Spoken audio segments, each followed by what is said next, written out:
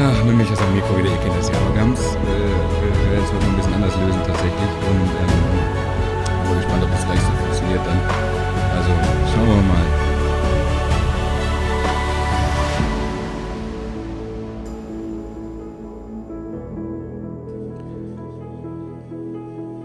Tja, ich hätte vielleicht auch mal ein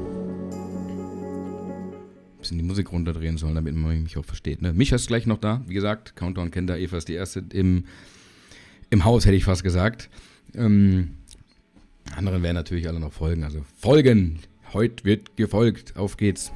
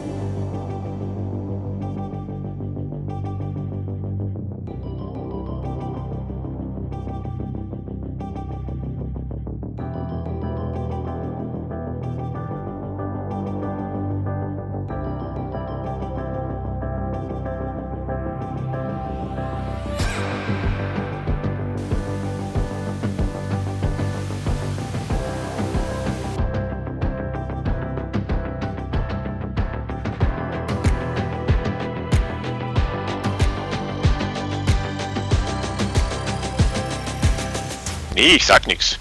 Ich sage nix. Das Er wird sagt ja zwar, dann er sagt alles nichts, wieder aber ihr hier. müsstet ihn theoretisch jetzt auch hören. Ja, ich höre mich.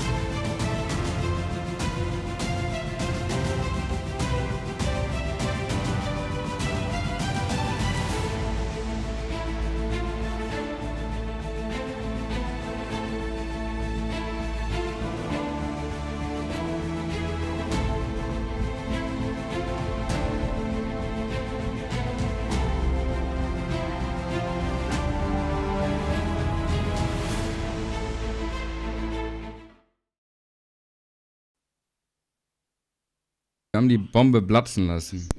Ganz schön knapp hier. Das hat gestaubt alles. Da. Hast die Explosion gesehen?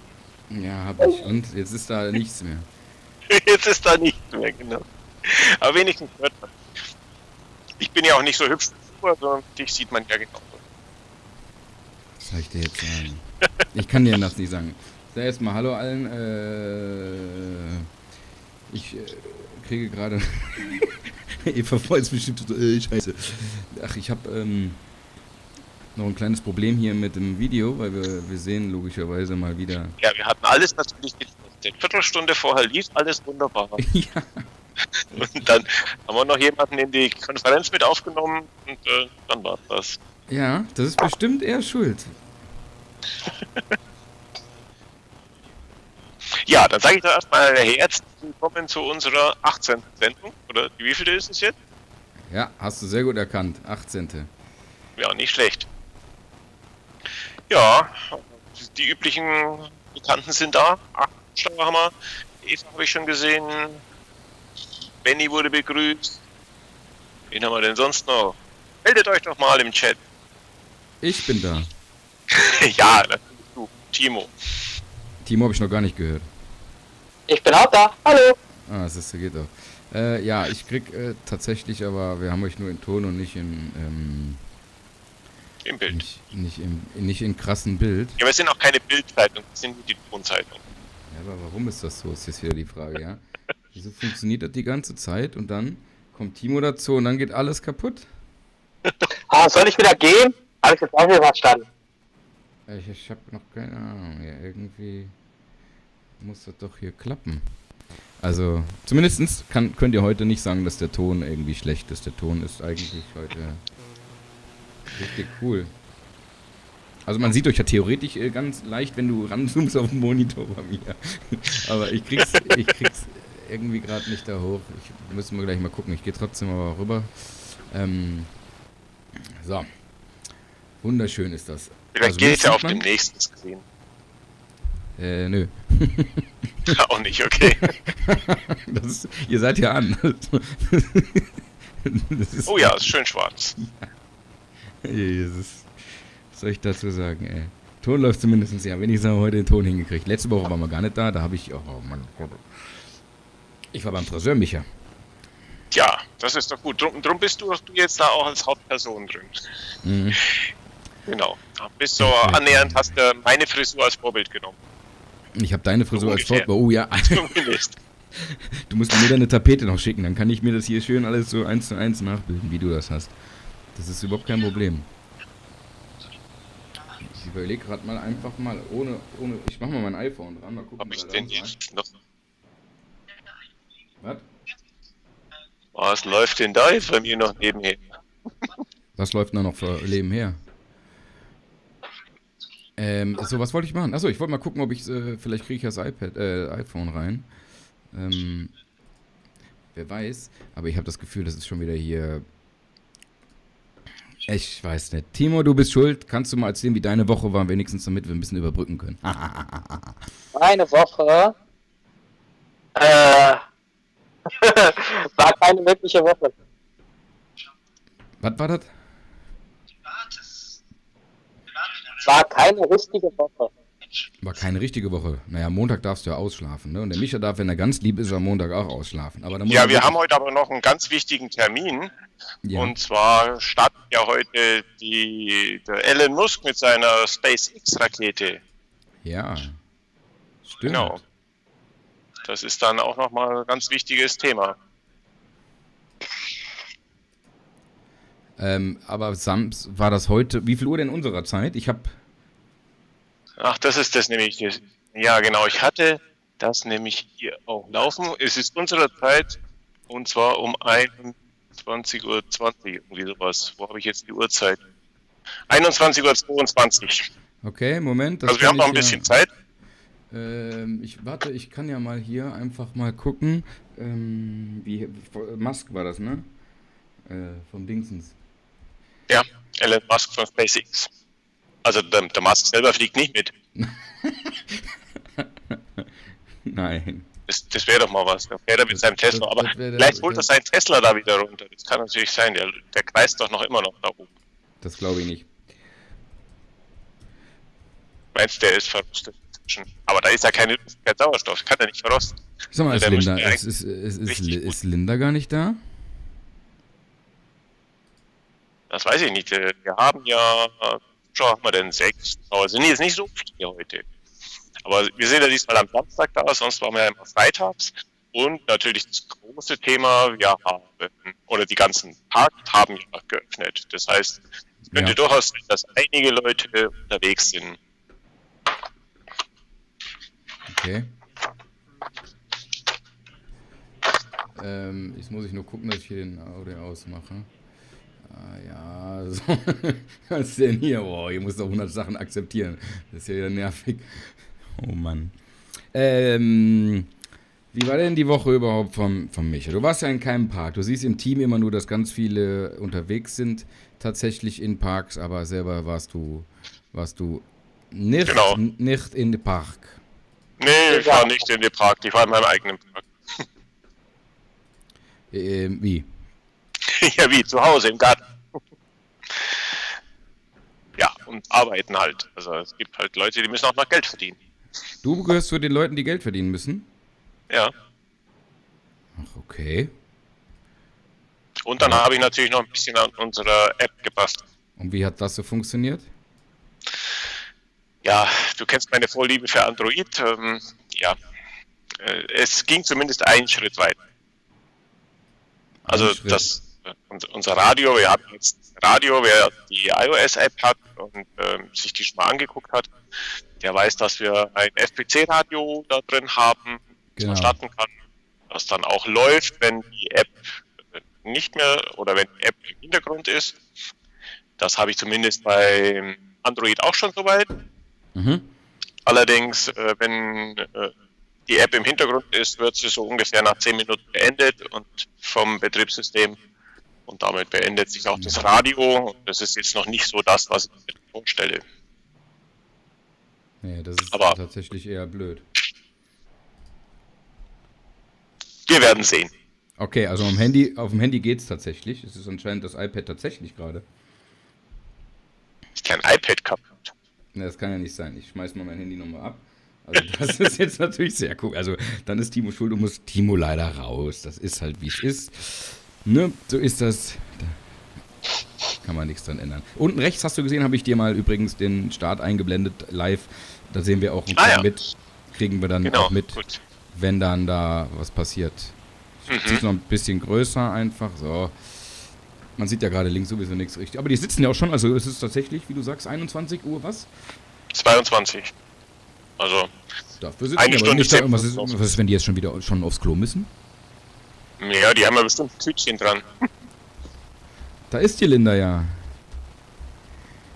Linda, Mensch, was ist denn da los? Wo ist denn, also hier zu spät kommen ist nicht. Der Micha, der hat da auch ganz schön krasse Sanktionen für sowas, wenn man zu spät kommt. Ne? Also kann der Micha dir gerne mal erzählen. Nee, kann ich jetzt nicht mehr. Das hat sie ja schon verpasst. Das ist ja die Sanktion, dass er die wichtigsten Informationen schon mal verpasst hat. So, und wie du siehst du den Micha. Ah, hat das jetzt doch geklappt. Ich habe deine Technik. Ich weiß, vielleicht dadurch, dass das iPhone einmal dazwischen war und dann habe ich das iPhone wieder abgeklemmt, hat das irgendwie funktioniert. Also das Grün. Also mein grüner Hintergrund ist übrigens, wenn ich Videos schneide, wo wir dann natürlich im Hintergrund Achterbahn noch fahren haben und so. Also nicht wundern, dass ich hier irgendwie, ich habe keine grünen, sag schon, Gardinen. Vorhänge, Gardinen, ja. Also das muss man nicht meinen. So, jetzt kannst du Micha auch mal so Hallo sagen und was sagst du denn heute für ein schönes Hintergrundbild? Du bist heute nicht in Spanien, würde ich sagen. Und auch nicht auf dem Borg-Planeten. Nee, das ist in Deutschland. Das ist auch in Plon. Aber ich durfte ja nicht, aber wir hatten ja ein paar Kollegen, die hier waren. Und ich weiß nicht, wer kennt denn diese Achterbahn hier? Ja, wer kennt sie? Schau mal, ob sie jemand erkennt im... Linda könnte es noch kennen vielleicht. Wir haben doch bestimmt noch ein paar Kalender zu verlosen.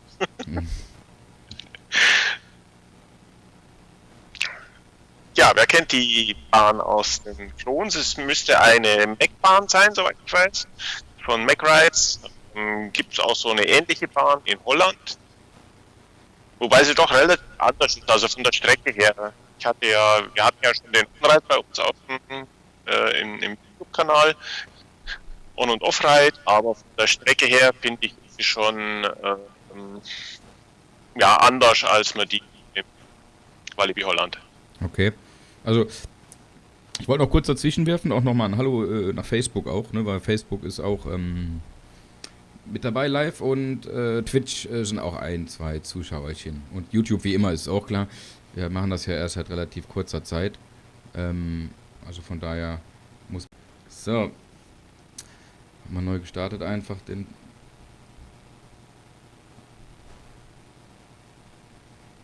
Jetzt blitzt, jetzt hängt nichts mehr. Nee. Du musst dich bewegen, damit man das mitkriegt, Ja. Stream. Weil sonst sieht man ja nicht, ob du hängst oder nicht hängst. Wir machen das jetzt einfach mal so. Guck mal, wir haben ja gerade über die Achterbahn im Hintergrund gesprochen. Und deine Meinung, ich bin jetzt noch nicht gefahren, aber wenn ich das mir angucke, ihr könnt es ja gerne mit mir zusammen angucken, mit Micha. Timo ist auch noch da? Ja. Mein Gott, man hört ihn nicht tippen und nix. Hast du Popcorn wenigstens in der Hand oder so? Repertoire-Würfel. Okay, wir gehen jetzt einfach hin und gucken uns mal ein Off- und Onward an und dann guckt euch das mal an und dann fährt die Linda und die Eva, eine Benny und ich in einer Reihe. Ich glaube, das geht gar nicht bei der Bahn. Ja, genau, du kannst ja mitfahren. Also, wir gehen mal kurz darüber. Bis gleich. Ich steuere die.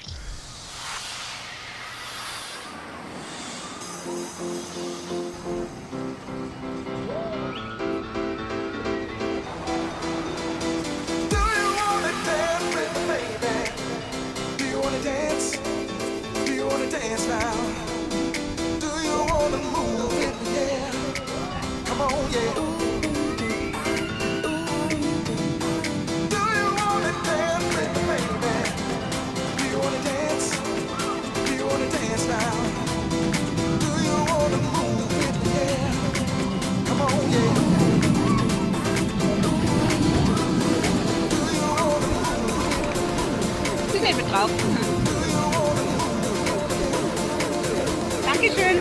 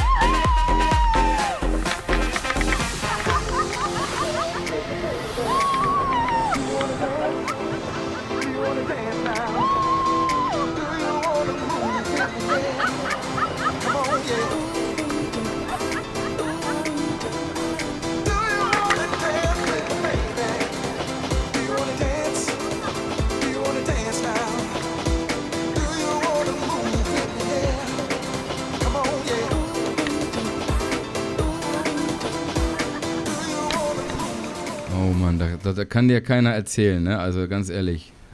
Micha, Was? ja, also was ist denn los mit Was dir? ist? Also wenn ich das so sehe, Ich bin ganz brav und ruhig.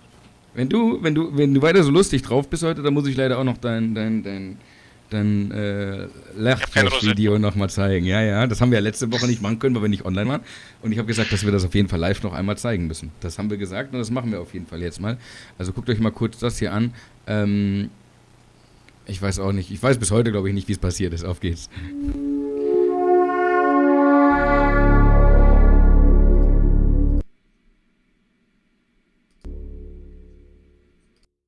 Micha, Ja. du könntest auch jetzt, wenn du so eine Borg-Verkleidung hättest, als Borg durchgehen. Was hat denn hier?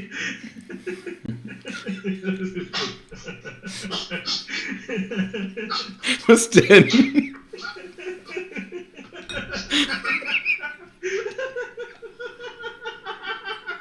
Was hat er denn jetzt? Entschuldigung.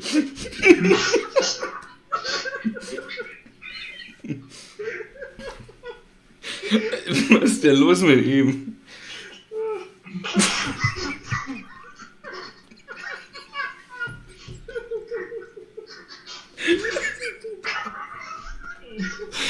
Was ist denn los hier? Ich hab doch gar nichts gesagt.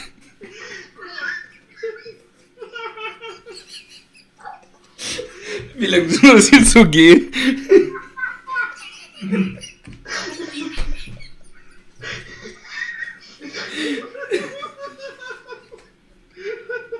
Da fällt mir nichts so ein, Leute, ey.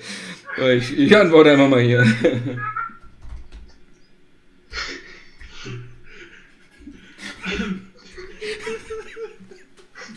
Was ist denn los?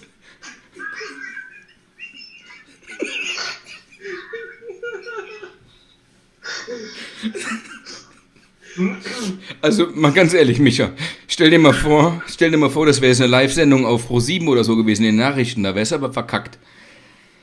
Ich bin noch kein Nachrichtensprecher. So, jetzt wieder ernst.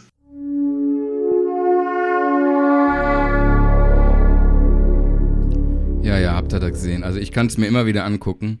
Ich finde es immer wieder lustig. Oh Mann, Ja, ey. Lachen steckt an, sagt er. Wie bitte?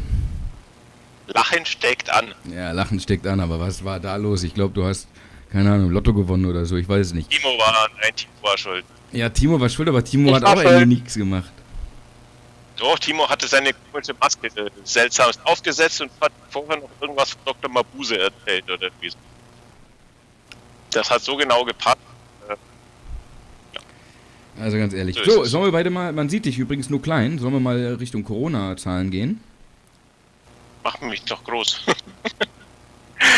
Ja gut, also dann schaue ich mal, ob ich das hink. Ein Bildschirm teilen. Kann ich das noch irgendwie? Jetzt muss ich Du musst ja, du hast so Sollte eben, vielleicht erst noch mal haben diese wir doch schon Corona- getestet. aufrufen, ne? Dem ich gerade vorhin die beendet habe. Moment. Dauert noch ein bisschen, Ich muss der Sport finden. So, Teil beginnen. Tada. Tada. So, dann erzähl mal. Dann hier haben wir Landkreis. Also momentan geht es ja immer weiter nach oben. Das heißt, in Deutschland haben wir ja keine sonderlich großen Gebiete mehr, die jetzt irgendwo ganz extrem betroffen sind. Haben eine schöne Kurve, die sich weiter abflacht. Die Anzahl der herausgefunden oder entdeckten geht immer weiter nach unten. Von daher, es wird jetzt interessant in 2 Wochen, wenn dann so langsam die Einschränkungen wieder zurückgefahren werden, ob Ja. irgendwie auswirkt oder nicht. Werden wir dann mal sehen in ein paar Tagen. So, John Hopkins, schauen wir mal, ob ich die finde. Hier haben wir sie. Marco muss deine Haare schön machen. Niemals. War doch hart schön. Hab die Haare schön. Oh. Entschuldigung, Micha, ich wollte nicht unterbrechen, ich habe gerade gesehen. Ja, brechen. Kein Problem. So, und weltweit sind wir ja bei 6 Millionen inzwischen. Ganz schöne Menge. Und die Kurve, wenn man sie sich anschaut, geht eigentlich noch weiterhin gerade nach oben. Also da ist es nichts von irgendeiner Einschränkung zu sehen. Amerika 1,7, Brasilien, Russland legen ganz gewaltig zu, Brasilien sogar exponentiell. Also wenn man sich da die Kurve anschaut, ist also gewaltig nach oben. England hat auch langsam eine Abflachung und die am meisten Betroffenen hier Spanien, Italien, haben es eigentlich alle inzwischen so weit, dass man die Kurve wieder abflacht. Ja, aber wieso ist das übrigens so ein krasser Cut oben, da an der Grenze? Das ist echt krass, oder?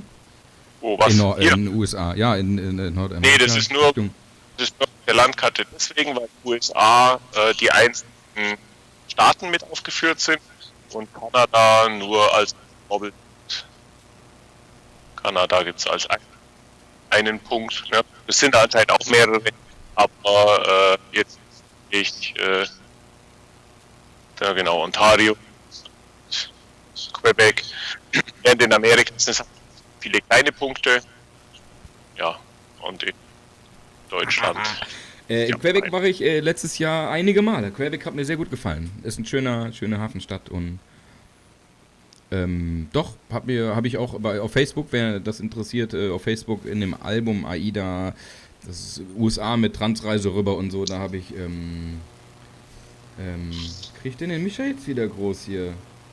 Stummschalten. Ja, kann ich. indem du oben das Bild nimmst und auf groß ziehst irgendwie. Nee. Geht nicht. Doppelklicken oder Du sowas. hast es Das ist kaputt bei gemacht. Skype immer Ah, so jetzt. etwas kompliziert. Jetzt habe ich's. Oh Mann.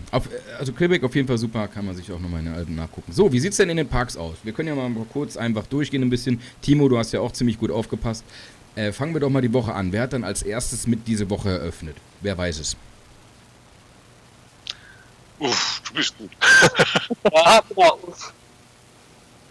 Okay, dann fange ich andersrum an. Wer hat denn mit als letztes eröffnet?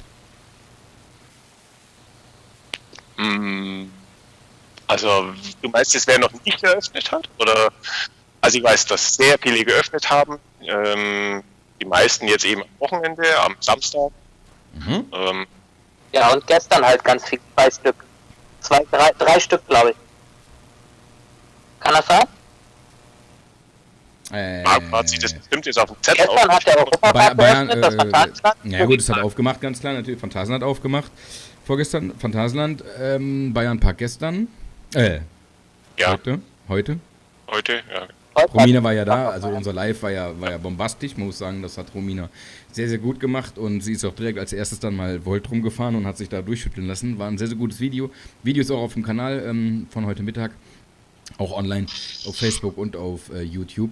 Also hat mir gut gefallen und ja, es wird auf jeden Fall lustig beim Fan-Treffen dann, wenn wir dann da uns runterdonnern. So. Und den Micha, neben seinem Bügel werde ich mit dem Schraubenzieher ein bisschen lockerer machen. Ja. Ja, das ist dieser typische Witz von, wie heißt der im Heidepark, der Scream? Scream, der ist super geil. Genau, wie ich den gefahren bin, war auch die Bedienung immer so, die hat gesagt, ach guck, da den Sitz, den haben wir nicht ganz festgeschraubt und der ist nochmal abgefallen, da haben wir einen neuen dran gemacht. Und, Hast du denn schon mal ein T-Shirt eigentlich gesehen? Mein neues, was ich bestellt habe bei uns im neuen Shop. Ja, man sieht dich ja von hinten, genau. Ich kann ja mal Passt von es, hinten, ich kann ja mehr in die Kamera.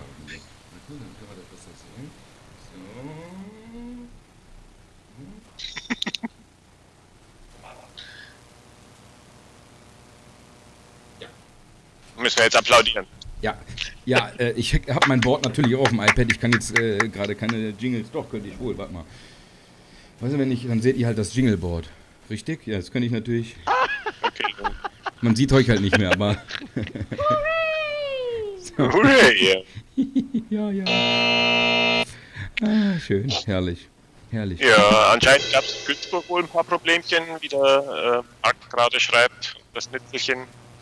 Da gab es wohl einige technische Probleme. Es sind ja ziemlich viele Bahnen, die eigentlich fahren sollten, dann nicht gefahren. Wo? Im Legoland in Günzburg. Genau, kann ich auch gerne. Ich habe von allen heute Screenshots gemacht. Ich war heute Freizeitpark, Check, Wartezeitenbeauftragter. Man hat heute die App bombevoll mit Wartezeiten gesehen. Ich würde jetzt gerne auch was einblenden, aber kann ich nicht. Ist halt nicht. Doch, könnte ich, ja, nein, doch, habe ich nicht. Habe ich nicht hier noch sogar Screens noch von heute Mittag? Da gucke ich doch mal gerade. Ja, da ist es denn die Possibility? Aha, also wir hatten zu Stoßzeiten, er hat Stoßen gesagt. So, also wir hatten zu Stoßzeiten, hat sogar Mike war heute im Fort Fun, da war Captain Crazy, hatte ganz schön an der Störung eine. Dann habe ich gesehen, dass der Zug hängen geblieben ist beim Start, bevor es in den Lifthill geht von Carajo. Right. Carajo? Okay. Mein Karacho war es, ja. Ja, und dann haben wir aber so, im Schnitt heute konnte man sagen, die maximale Zeit, die wir heute drin hatten, war tatsächlich einmal, das muss man sich, ja, Blue Fire mit 110 Minuten. Boah. Ja, wobei man sagen muss, es ist ja eine virtuelle Anstellzeit im Europapark, nachdem in der App das mit eingebaut ist. Ich glaube, 4 Attraktionen sind. Gut, aber Der so, Europapark hat es deaktiviert heute. Ich weiß nicht, ob es bei euch angekommen worden ist. was? Das virtuelle Anstehen, da gab es nicht im Europapark. Ja, aber Also es war auf jeden Fall natürlich nicht nur in dem Park. Wir haben dann doch Spitzenzeiten gehabt von 70 Minuten Fata Morgana zum Beispiel im Efteling. Okay. Und so war das aber die ganze Zeit. Baron war immer so zwischen 70 und 90 Minuten tatsächlich. Blue Flyer, das wäre auch mal ein schöner Name für eine Attraktion. Man muss dazu sagen, dass diese Zeiten, die ich jetzt gerade vorgelesen habe, zum Beispiel Eurosat Kakao Coaster hatte morgens um 10:35 Uhr zum Beispiel schon 60 Minuten. Man hat dann auch zum Beispiel, was sehr, sehr lustig war heute Mittag, es ist dann down gegangen. Heute Mittag ist down gegangen. Habe ich das hier? Karneval Fiesta ist down gegangen und dann hast du ganz schön schnell gesehen, dass dann dementsprechend in der Gegend natürlich alle Attraktionen, die ganzen Wartezeiten natürlich um einiges hochgegangen sind. Ne, wenn dann so ein Whip alle von der einen Seite. Was mich jetzt interessieren würde, was ich jetzt noch nicht so mitgekriegt habe, wie viele Leute oder wie voll war es denn so in den Parks? Also ich meine, dass die Wartezeiten natürlich sehr hoch sind, liegt ja daran, dass die nicht so belegt sind, ist klar. Aber wie voll war es denn eigentlich? Ich kann das nicht beurteilen. Das Problem ist, dass man, also wie gesagt, ein Europapark zum Beispiel, hat normalerweise 60.000 Besucher am Tag und darf nur noch 10.000. Ich weiß jetzt natürlich nicht, wie weit die heute zum Beispiel an die 10.000 rangegangen sind oder ob es auch nur 7.000 waren. Aber bei den Wartezeiten, wenn ich das mal hochkalkuliere, rechne, ja, das sind ja einzelne Personen, selbst bei einer virtuellen Schlange. Und die virtuelle Warteschlange ist dann bei 90 Minuten oder so trotzdem, wenn ich das auf alle Attraktionen hochrechne, und es war ja bei vielen Attraktionen so, ja. Also wir hatten dann auch, Taron war überraschenderweise immer den ganzen Tag konstant ungefähr bei 50 Minuten. Ja, dafür ist Mystery Castle heute auf jeden Fall einmal down gewesen, für eine Zeit lang, um 11:47 Uhr. Kolossus war heute zweimal down und hat aber jedes Mal von einer kleinsten Sekunde wieder zack direkt auf 90 Minuten hoch. Vom Heidepark in unserer Statistik heute auf der Highlight-Seite ist auch der Heidepark nur mit Kolossus, wie gesagt, einmal vertreten gewesen und dann, das fand ich so lustig auch, dann ist Kolossus down gegangen und dann ist Limit auf 90 Minuten hoch. Okay. Ja, das ist gut. schon sportlich. Also Limit 90 Minuten. Wodan war den ganzen Tag bei circa einer Stunde vom Schnitt her. Wie gesagt, Efteling... Das sind da schon ganz schön kräftige Zeiten, ja. Ja, es hat sich keiner von den großen Parks irgendwas getan. Mir fehlt jetzt noch Disneyland. Disneyland wäre ähnlich. Ich weiß nicht, ob die, wann überhaupt Disneyland öffnen darf, soll. Weiß man da schon was? Nee, kann ich dir jetzt auch nicht sagen. Also ich habe jetzt nichts gehört. Weil sehr internationale, die warten ja auf sehr viel internationale Gäste und dann, wir dürfen ja wieder, reisen. Ja gut, das ist ja auch Frankreich. Also ich meine, ob die jetzt inzwischen schon öffnen dürfen, ist dann die andere Frage.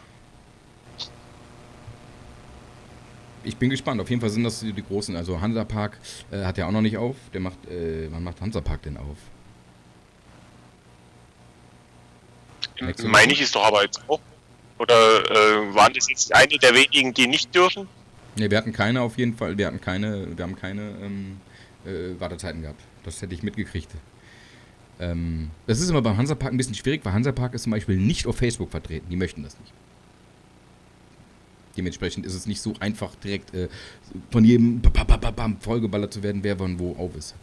Nee. Also Disneyland hat noch nicht geöffnet. Ja, siehst du.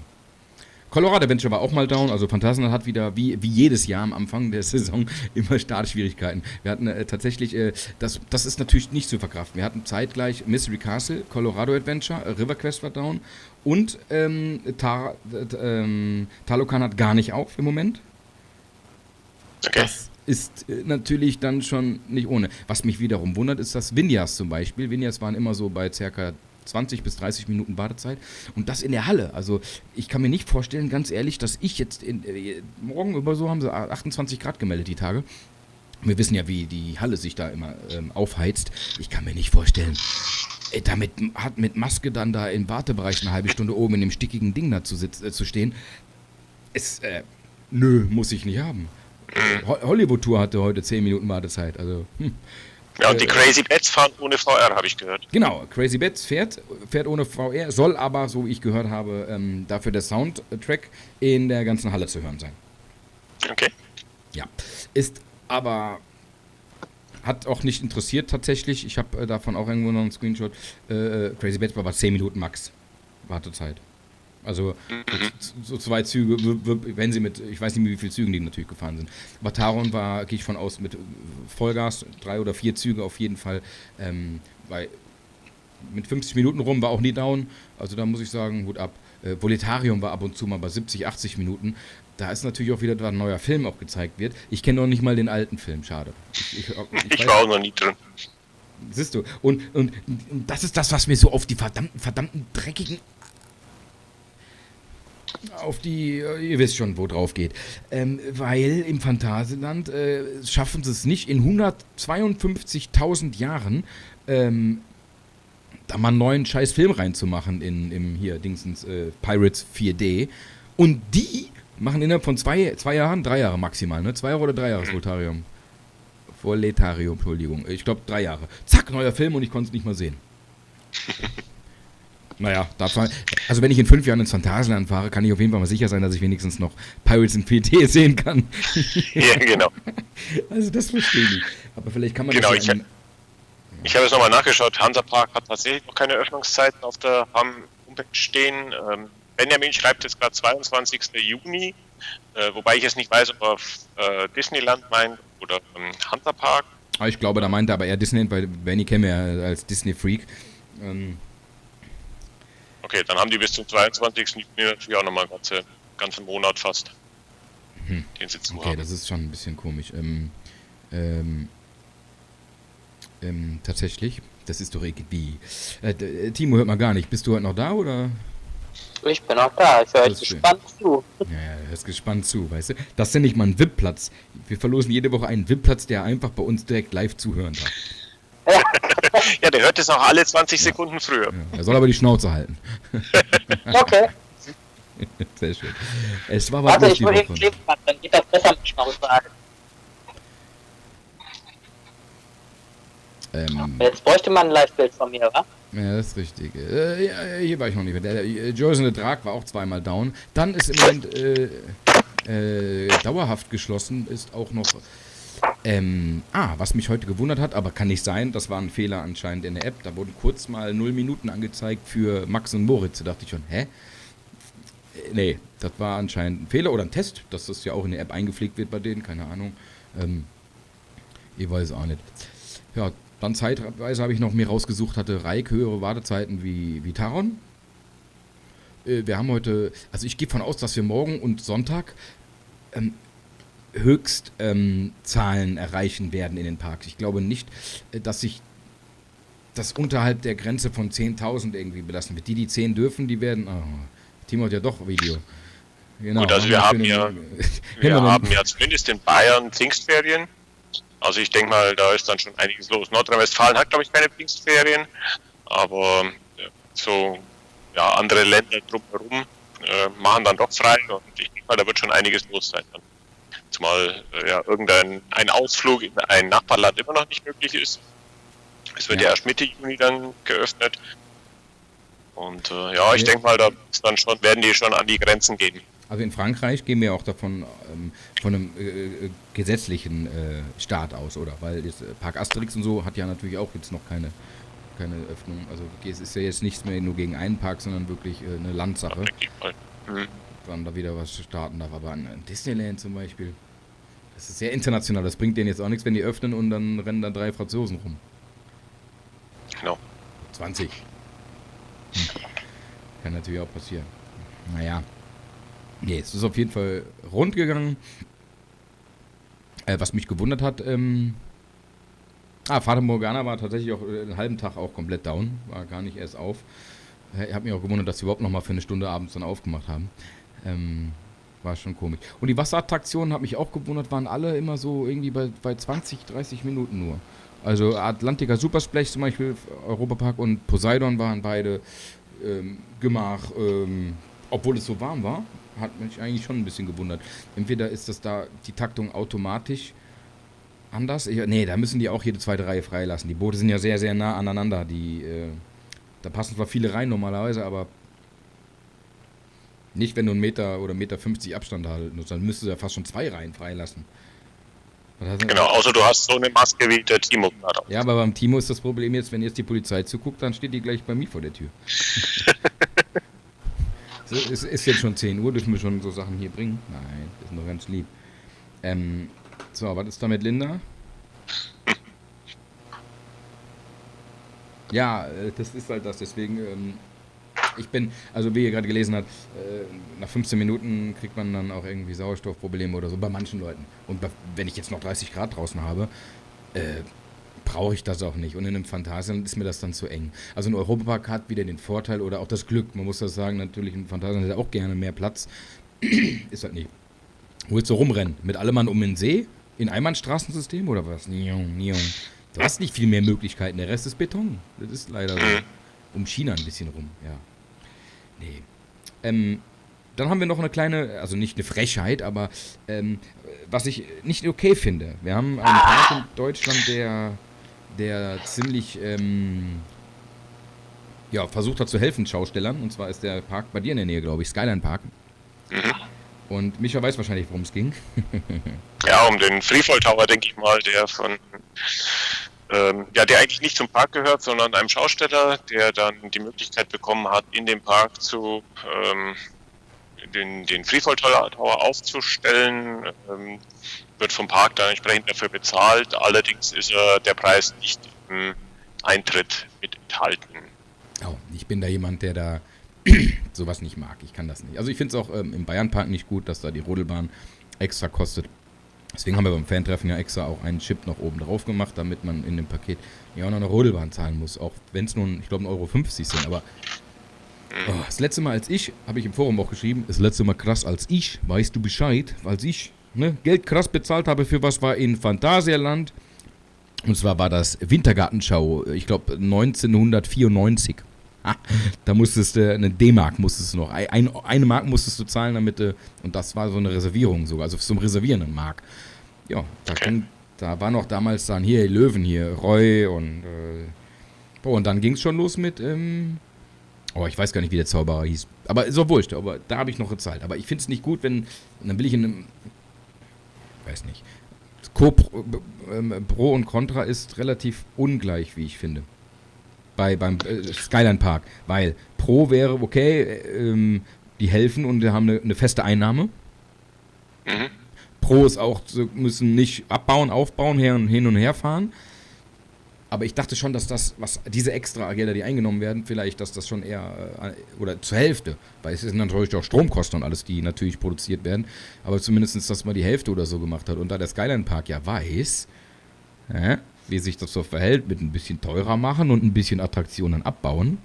Das haben wir nämlich dieses Jahr auch noch. 2 weniger, wenn ich das richtig sehe. Aber ein bisschen Geld obendrauf auf Eintritt. Mag ich nicht. Ja, ist schwierig in diesen jetzigen Zeiten. Ja, außerdem weiß man es nicht. Also es ist ja im Endeffekt nur ein Gerücht. Ich weiß jetzt nicht, woher die Aussage kam, dass jetzt dass diese 3 Euro direkt in den Park fließen und der Betreiber eine Miete bekommt. Kann natürlich auch positiv für ihn sein, wenn nicht so viele Leute kommen, dass sich es rechnen würde. Für die 3 Euro kann natürlich sein, dass er dadurch mehr verdient. Das ist ja... Ja, das ist auch ein Pro- und Kontra-Ding. Das ist klar, natürlich. Ja. Ist nur am Pinkeln 3-4 Tage und kein Mensch kommt, bist du mit einem Fixpreis natürlich sicherer. Ja. Fixpreis und Strom zum Beispiel. Ne, und ein bisschen Wartung. Du hast ja auch trotzdem irgendwie an einem Fahrgeschäft auch Wartungen und so. Oder nimmst du, aber die Meteorologen sehen einen bombenkrassen Mega-Sommer hier dieses Jahr, der natürlich auch nicht nur diese Woche soll es ja noch richtig heiß werden. Also ab Montag und ab Dienstag kommt Sonne und die Hitzewelle. Ne? Und dann ist die Frage tatsächlich, das ist nicht mehr so gesund, glaube ich. Die Parks freuen sich natürlich drüber, weil das natürlich perfektes Parkwetter ist und jede Wasserattraktion ist überfüllter als überfüllt. Dann wäre man natürlich mit einem Euro oder was auch, 3 Euro hast du gesagt, ne? 3 Euro waren es. 3 Euro waren es. Ja, für 3 Euro auch gut. Aber ganz ehrlich nicht, nein, ist nicht. Wenn ich eine Familie mit 4 Kindern bin, 3 davon können zum Beispiel schon vielleicht damit fahren. Dann hast du direkt mal 9 Euro wieder weg. Ja, was soll denn das? 9 Euro ist ja, was ist der Eintritt? 20? Oh, ich weiß es nicht. Der hat mal auch dieses Jahr mit der App. Warte, ich kenne da jemanden mit App. Weißt du, voll krass. Ich kenne da voll krasse Typen mit App. Muss ich dich mal zeigen, Alter. Ja. Muss ich dich voll krass zeigen und dann schicke ich dich weg.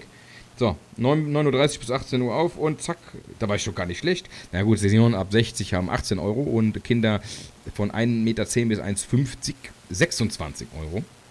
Besucher ab 1,50, also Erwachsene, 33 Euro. Obwohl das vielleicht noch der alte Preis ist. Es werden, glaube ich, der Michael, guckt dann euch nochmal genau an, den seht ihr die nächste Zeit nicht mehr. Und die Romina, die bei uns die Wartezeiten, die Öffnungszeiten und die Preise eintragen. Ich glaube, da werden die nochmal ein bisschen nachkorrigieren müssen bei vielen Parks. Die werden bestimmt einige nochmal während den Sommerferien oder vor den Sommerferien so ein bisschen erhöhen müssen, wegen Corona. Also das ist jetzt nicht negativ. Preise stimmen noch, ich habe gerade nachgeschaut. Noch. Ja. Naja, aber weiß es nicht. Man weiß es nicht. Genau, das meiste ist natürlich, was man immer beachten sollte, wenn man jetzt einen Park besucht, dass man Tickets online bestellen muss. Ich denke mal, das haben jetzt die meisten Parks eingeführt. Gibt nur ganz wenige, wo man es nicht machen muss, wo man sich dann irgendwo an der Kasse noch vielleicht an jemanden wenden kann, der ein Handy hat und sich da die Karten dann besorgen kann. Aber im Normalfall sollte man vorher, bevor man einen Park besucht, auf jeden Fall online sich ein Ticket reservieren, dass man sicher ist, dass man wirklich rein. Ja. Du musst bei meinem Kopf ein bisschen weiter zurück. Du bist immer so nur halb da, ne? Eine Schildkröte. Das ist meine super Kamera, die 20 Jahre alt ist und ist wahrscheinlich eh nicht mehr so genau. Ja. Nimm dir mal ein Beispiel am Timo. Beim Timo sieht man nur sein Gesicht. Ja, das heißt aber auch Obwohl nur, ich ein T-Shirt anhabe, ein richtiges T-Shirt Genau, anhabe. Ja. er hat das T-Shirt. Jetzt musst du ihn mal groß machen und mich klein, weil er hat das T-Shirt an und ich nicht. Was für ein T-Shirt? Hä? Ja, unser Was für ein T-Shirt hat er wohl an? Achso, wo hast du das denn her? Wo habe ich das denn her? Wo haben Da wir das gibt es einen denn Shop, her? da habe ich das vorgestern bestellt und das kam heute an. Echt? Bei mir war es auch so schnell. Ich habe auch vorgestern bestellt. Die haben auch nichts zu tun anscheinend beim T-Shirt drucken. Also ich habe hier von in Schwarz und in Blau eins bestellt, weil wir neue Logos und mit Team und so. Und Micha, wo ist deins? Ich habe noch nicht bestellt. Ach, so Ich habe ist das, bloß immer ja? gelesen, es ist noch nicht so weit, und dann sehe ich, ja, haben doch alle was. Nee, die für die Männer passt. Die Frauen haben, Ja? habe ich noch 1, 2 T-Shirts, wo die Logos mit so klein sind. Aber Okay. sonst, ich muss sagen, ich fühle mich sehr, sehr wohlfühlend umsorgt von diesem T-Shirt. Es ist eine gute Qualität und ich lasse es mal 8-mal waschen oder so, mal gucken, man weiß es ja nie, aber wir haben ja schon da einige T-Shirts bestellt und die waren bis jetzt alle top. Haben noch eins in Genau, Schwarz und unsere bestellt. User können die natürlich auch bestellen. Natürlich nicht die Team-T-Shirts, aber die anderen. Ja, genau. Team-T-Shirts könnt ihr bei eBay ersteigern.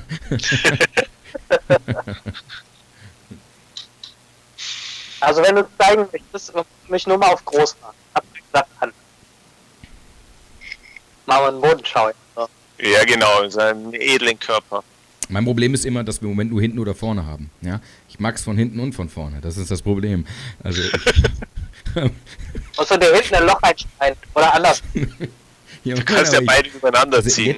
jetzt wäre von vorne natürlich richtig geil, ne? Weil jetzt sehe ich nämlich von vorne. Aber jetzt, ich hab's halt von hinten. Deswegen habe ich habe aber eine Kamera auch von hinten. Wenn ich jetzt Fahrrad fahre, irgendwie ein paar Kilometer, ist natürlich von hinten auch wieder geiler. Aber von vorne auch, wenn die von vorne wiederkommen. Also eigentlich brauchen wir beide Seiten. Also ich muss eigentlich einfach nur 2 T-Shirts kaufen. Das eine schneide ich vorne aus oder hinten aus das andere und dann ziehe ich 2 übereinander an und habe vorne und hinten ein Logo. Ja, das ist Ich ja hab gerade perfekt. Was bin ich wieder schlau. Ich könnte mich schon wieder, ich ziehe die Mütze andersrum. Wir Immer wenn ich die müssten andersrum müssten ziehe, eigentlich irgendwie so eine Art Muskelshirt haben, das dann nur so Träger hat hier runter, damit das untere T-Shirt dann rausschaut. warte mal, wir können ja mal gucken. Wir gehen doch mal gerade einfach gucken. Wir sind doch cool, oder? Wenn ich weiß, wo wer. Achso, da sind wir. So, das will ich doch jetzt mal wissen hier. Bestimmt Axel Ja, Eva sagt, du wolltest eine 70 Kilometer Fahrradtour machen? Ja, Arschlecken, ey. Sie will unbedingt, dass ich zu ihr fahre mit dem Fahrrad. 75 Kilometer. Ich bin die Tage, liebe Zuhörer, ich bin die Tage 30 Kilometer, 28 Kilometer gefahren und ich war nachher so fertig, dass ich hier nicht mehr in den 3. Stock gekommen bin. Also ich bin schon, aber sagen wir mal, ich bin eher gekrochen. Also holla die Waldfee. Also da kann ich mich natürlich noch an Zeiten erinnern, wo ich noch in die Schule gegangen bin. Da sind wir hier auf Fahrradausflüge nach Erding gemacht. Oder nee, nicht nach Erding, ins Kloster Andex. Und dann einmal um Ammersee rum und wieder Retour. Das sind 180 Kilometer. Boah. Ja, als ich das dann später nochmal gemacht habe, als ich etwas älter war ich froh, dass der Zug zurückgefahren ist, weil dann bin ich mit dem Fahrrad mit dem Zug zurückgefahren. Aber mal ganz ehrlich, das war doch noch, da hat's doch noch Haare, oder? Da kann ich mich jetzt nicht mehr so recht erinnern, ob ich da Haare hatte oder nicht, aber Dann ist es so lange her, dann ist es auf jeden Fall schon so lange her. Das ist ja mal geil. Ich habe übrigens ein neues Intro, das würde ich gerne mal kurz dazwischen hauen. Wir gucken uns gerade mal ein weiteres neues Video-Intro für 2020 an. Hier ist es, bitteschön.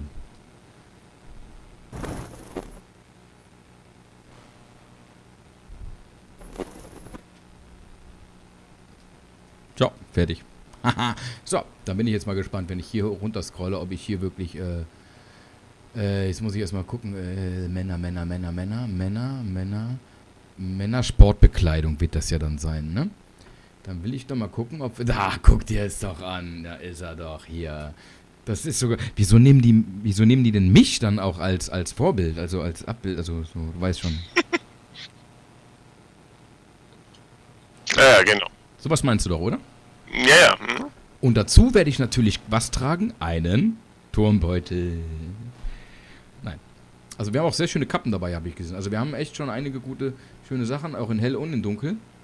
Ich werde noch ein paar Sachen mehr shoppen, logischerweise, weil ich noch ein paar Sachen brauche auch. Gefragt wurde letztens tatsächlich auch, jetzt muss ich gerade gucken, wo sie sind. Ja, Buttons. Ob wir auch Buttons hätten. Und da habe ich doch klar gesagt, natürlich haben wir auch Buttons, aber nicht verfügbar. Oh. Na super. Ja, aber wir haben auf jeden Fall auch hier Freizeitpark-Button in schwarz, nur mit dem Logo und natürlich unser komplett neues. Mann, ist das nicht schön. Es ist so viel schöner auf einmal viel. Jetzt hat man die ganze Zeit Micha ja nicht gesehen. Mann, Micha. Naja, die T-Shirts sind doch auch schöner als ich. Ja, aber einen Button will ich mir... Soll ich mit dem Button ins Fitnessstudio gehen? Nur mit Button bekleidet. Da brauche ich ja 100 Button. Tja. So, was macht Max hier da oben? Ist er noch am Fliegen oder die warten immer noch? Okay, das Wetter sieht auf jeden Fall mal besser aus als vor 2 Tagen. So eine Rakete, wie oft kann die das denn ab? Mal an, aus, die ist ja auch nicht jetzt hier so... Die schalten die ja nicht an, aus. Ja, aber doch, die wird ja schon heiß auf Temperatur und alles gehalten und so. Die ganzen Kabel sind ja nicht nur, weil sie lustig sind an dem Ding dran. Ja, aber sie zünden ja nicht oder sonst Nein, was. natürlich nicht, aber es ist sehr viel, was trotzdem jedes Mal wieder Batterie geladen, wieder, dann laden wir halt ein bisschen weiter oder meinst du, die haben Lagerfeuer draußen gemacht und haben lustige Spielchen gespielt? Ja, vielleicht. Habe ich eigentlich ein Doppelkinn? Man sieht mich ja oben nochmal. Da stand Doppelkinn, habe ich das mal gerade. Was? So, ich weiß jetzt gar nicht, ich müsste mal schauen hier, wie weit denn der Raketenstart überhaupt ist. Sind Sie noch in der Vorbereitung? Hast du nochmal nachgeschaut? Ich muss gerade lesen, du erzähl mal gerade einen Witz. Ich soll einen Witz erzählen, ich habe keinen Witz.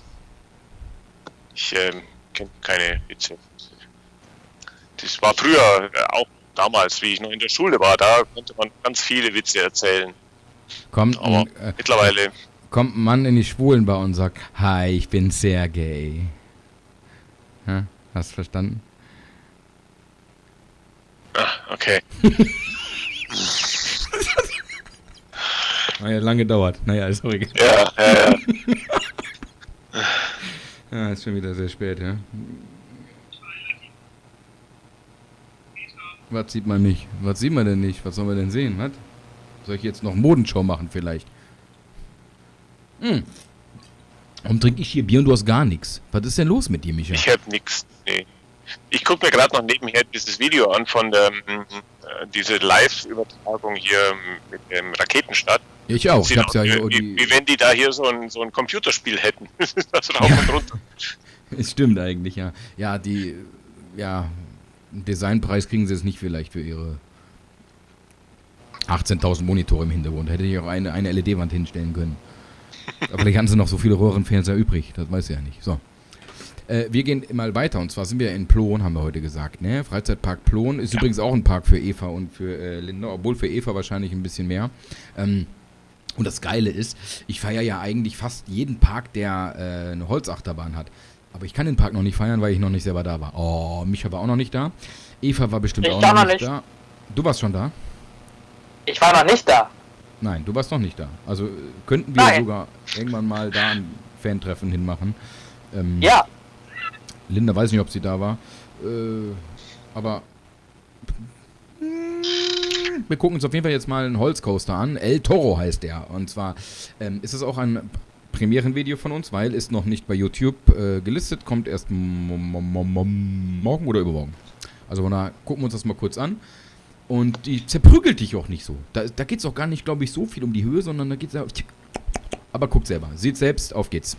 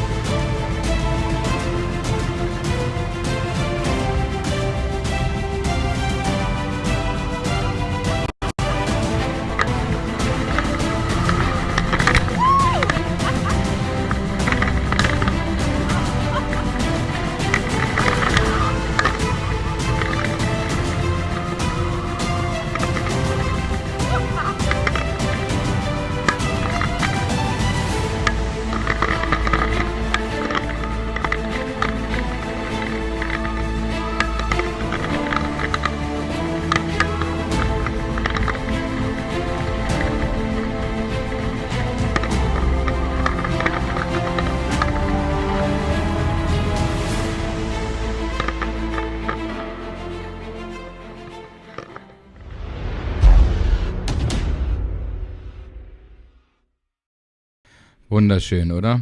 Also ich würde auch da gerne mitfahren. Micha, du auch? Weil du magst ja auch Woodies, oder?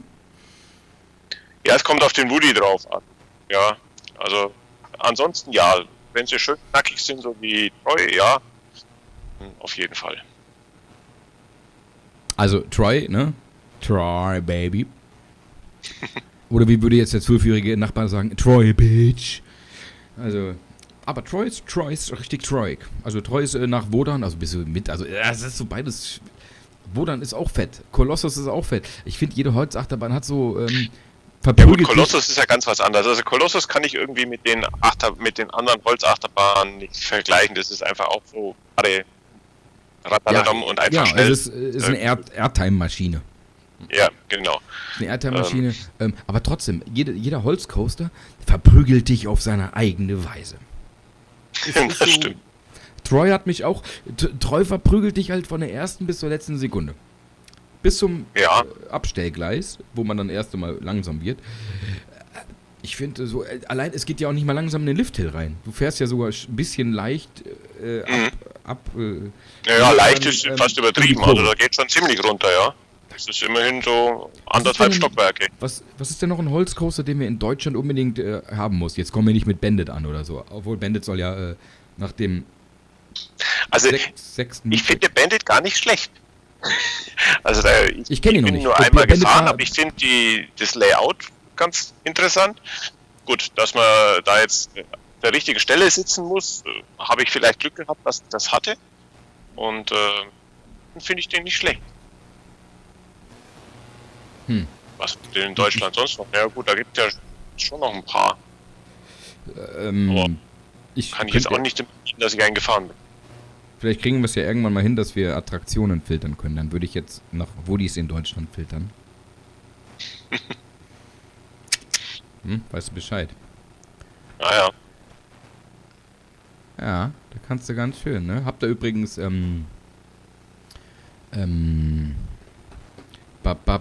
wusste ich nicht, habe ich nicht mitbekommen, habe ich aber viel diskutiert im Facebook. Aber am Schluss war ich anscheinend schuld. Ich habe es aber nicht ganz verstanden, weil im Text stand eigentlich drin, dass es um einen anderen Coaster ging. Und zwar, Safari. Sag schon, hier, Dingsens. Safari? Ja, Safari. Timo, du musst auch mal mitmachen hier. Wenn ich Safari sage, musst du einen Park schreien. Los. Mach ihn doch mal groß, damit er mal sein T-Shirt sieht. Ach so, ja, können wir machen. Ja, Wenn ich weiß, wie das geht. Ich kann hier nichts groß machen. Ich kann denn nur... Kannst du das nicht selber? Ich kann doch nicht hier... Er macht nichts. Wenn Ich kann Ich doch kann deine halt nicht. Anzeige nicht mal. Bei mir ist er groß. bei dir. ich kann mich auch immer groß machen. Ich hab dich gerade groß.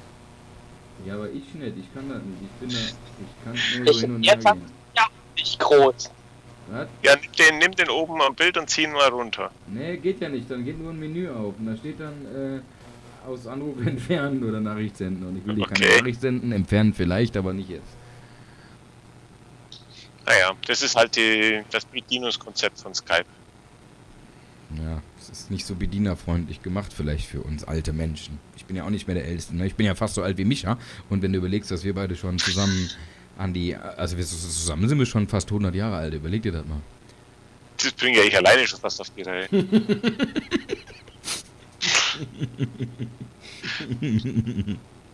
Brauchst ja nicht mehr viel beisteuern. Aber ich komme immer noch nicht auf den Namen. Wieso bin ich der? Ich habe doch noch telefoniert mit denen. Serengeti Du hast Park. mit der Achterbahn. Meine Fresse, ey. Das hab ich's Ach, aber. du hast mit der Achterbahn Serengeti Park. telefoniert. Dachte ich bis jetzt, dass die nur eine neue haben. Aber die haben ja 2 neue. Die haben ja einmal, kriegen sie einen nagelneuen Family Coaster. Einen Powered Coaster.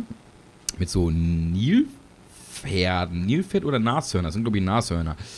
Schöne Standard-Streckenlayout, aber ist noch nicht aufgebaut. Also gehe ich auch von aus, dass da dieses Jahr nicht mehr viel Theming und so dazu kommt. Das wäre schade.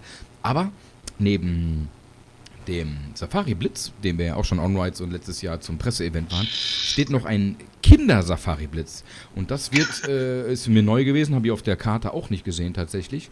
Und wird aber eine Standardanlage, die sie im Moment wie Pilze aus dem Boden wachsen. Und zwar von SBF Visa, dieser kleine Kiddie-Spinning-Coaster. Der macht dann irgendwie 6 Runden. Und aber habe ich nicht gewusst. 2 Coaster kriegen die dieses Jahr. Was ist denn mit dir? Spielst du da schon wieder mit Glühbirnen? Ja, ich muss meine Beleuchtung ein bisschen ändern, Warte weil kurz. es Warte. wird dunkel draußen. Warte. Mach das nochmal langsam. Dann kann ich sagen, Scotty, hochbeamen.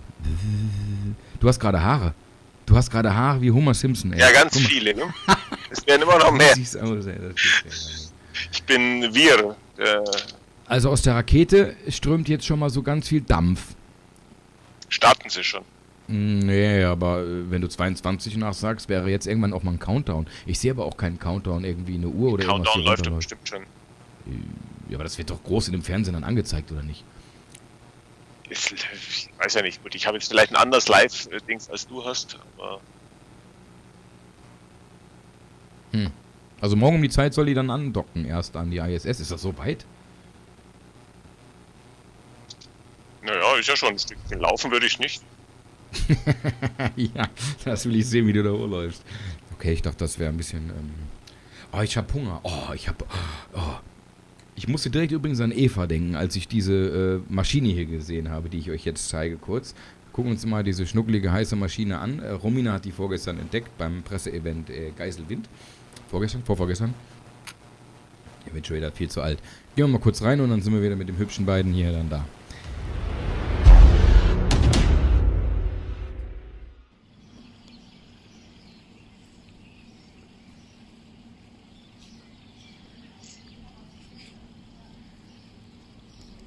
Jeder fertig?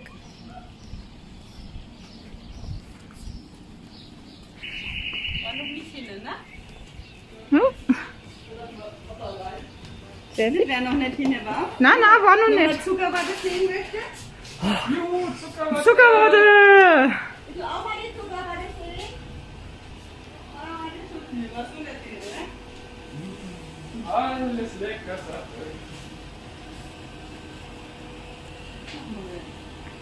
Darf man sich jetzt da irgendwas aussuchen? Wenn Sie möchten. Möchte ich das kaufen? Ja. Ich mag eine Rosenelfe. Ja.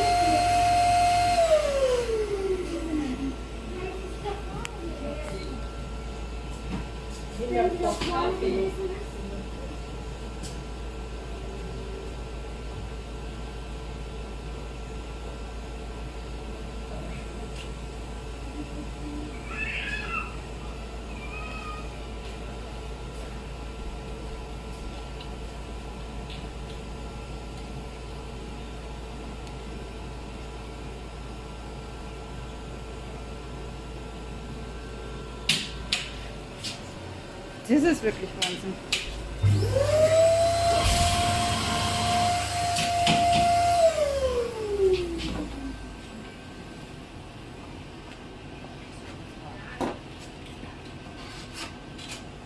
Ha, Wahnsinn. Dankeschön.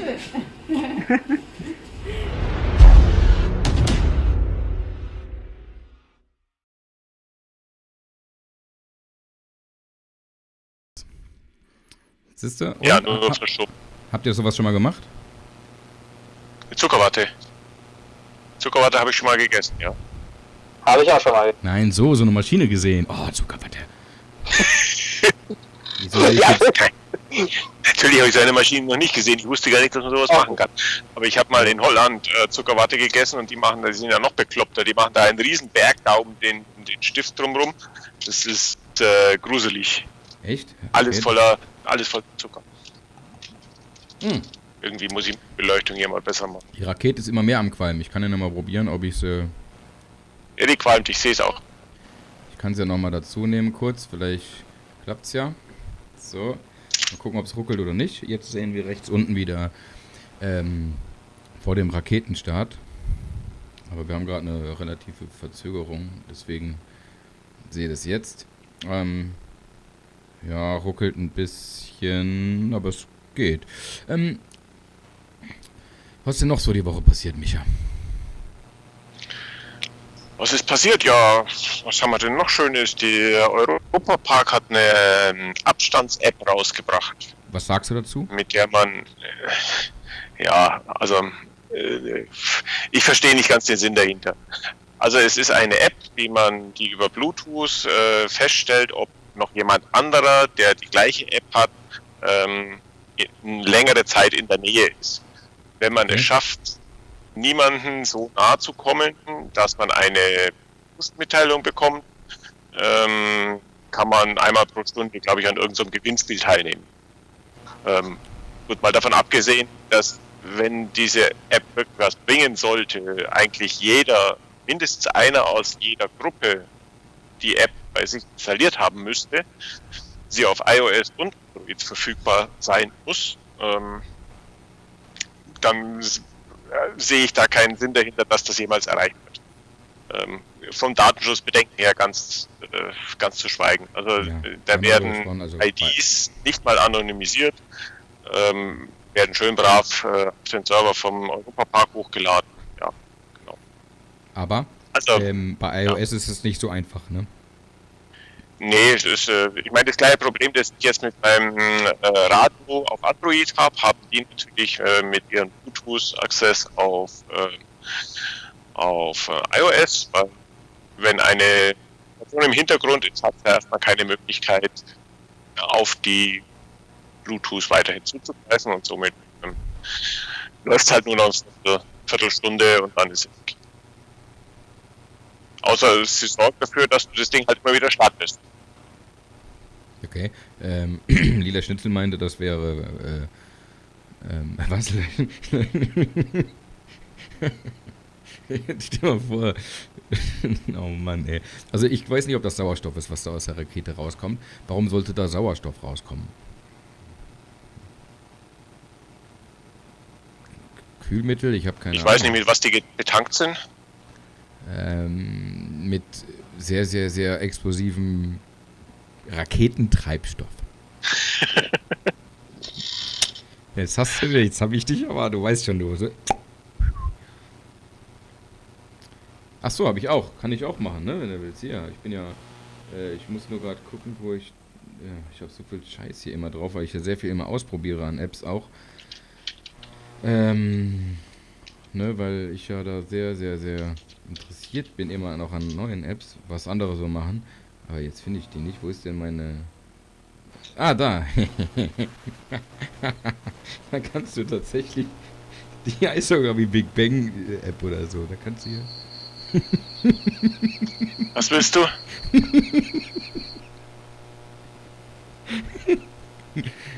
Ja, war so Grillengeräusch im Hintergrund. Aber du hast hier auch zum Beispiel so lustige Sachen. Ich weiß nicht, auf welcher Seite das war. Ah, hier. So, das ist so Geräusche. Ja, aber alles, so Big Bang, also auch die Peitsche, die mal aus dem, Du hast tausende Sachen. Hier sind so viele Geräusche drauf, das gibt's gar nicht.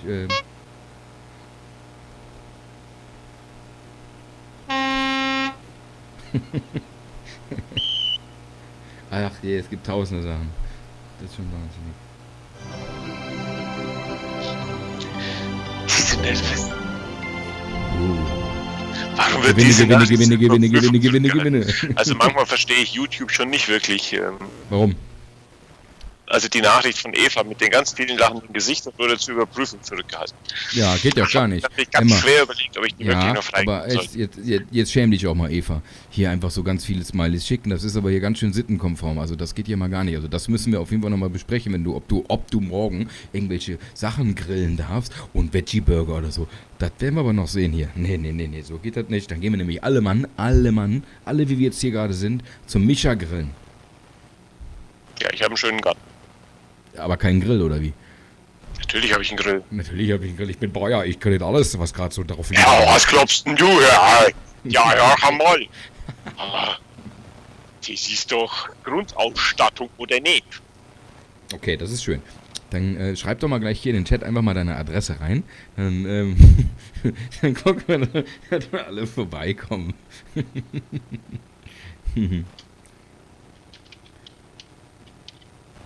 Also Veggie-Burger gab es eben. Ja gut, da kann ich ja nichts für. Dann gehen wir zur Linda sonst essen, ne? Wenn die noch einen Kühlschrank voll hat. Was? Eva, Hupfhausen also 6 Grills. am Dorfbeck 99. Das ist doch bei Schlumpfhausen auch, oder? Ja, genau. Wahnsinn. Achso, jetzt weiß ich nicht, welche Attraktion das war. Irgendeine Attraktion ist zwar schon fertig, wird aber erst nächstes Jahr. Ja, es verschieben einige Engländischer Park, engländischer. Genau. Also, Gerade die englischen Parks verschieben sehr viele Attraktionen ins nächste Jahr. Soweit ich weiß, ist bei denen auch noch nicht durch, wann sie denn momentan jetzt öffnen dürfen. Finde ich für den Bayern-Park natürlich schade, ne? Der Turm wird jetzt das ganze, ne, die Saison laufen, aber es ist tatsächlich so, dass Romina erzählt hat, dass sie aber erst mit Presseevent und mit Einweihung und so, mit Tipatat machen die das nächstes Jahr. Tja. Weiß nicht. Ich denke mal, wie gesagt, die Achterbahnhersteller, die werden dann, wenn wir schon gar nicht mehr drüber nachdenken, was Corona ist, dann die Probleme kriegen, weil dann die Aufträge weg sind. Die einen sind abgearbeitet und der Rest ist fehlt. Ja, Alten Towers sagt Benny gerade,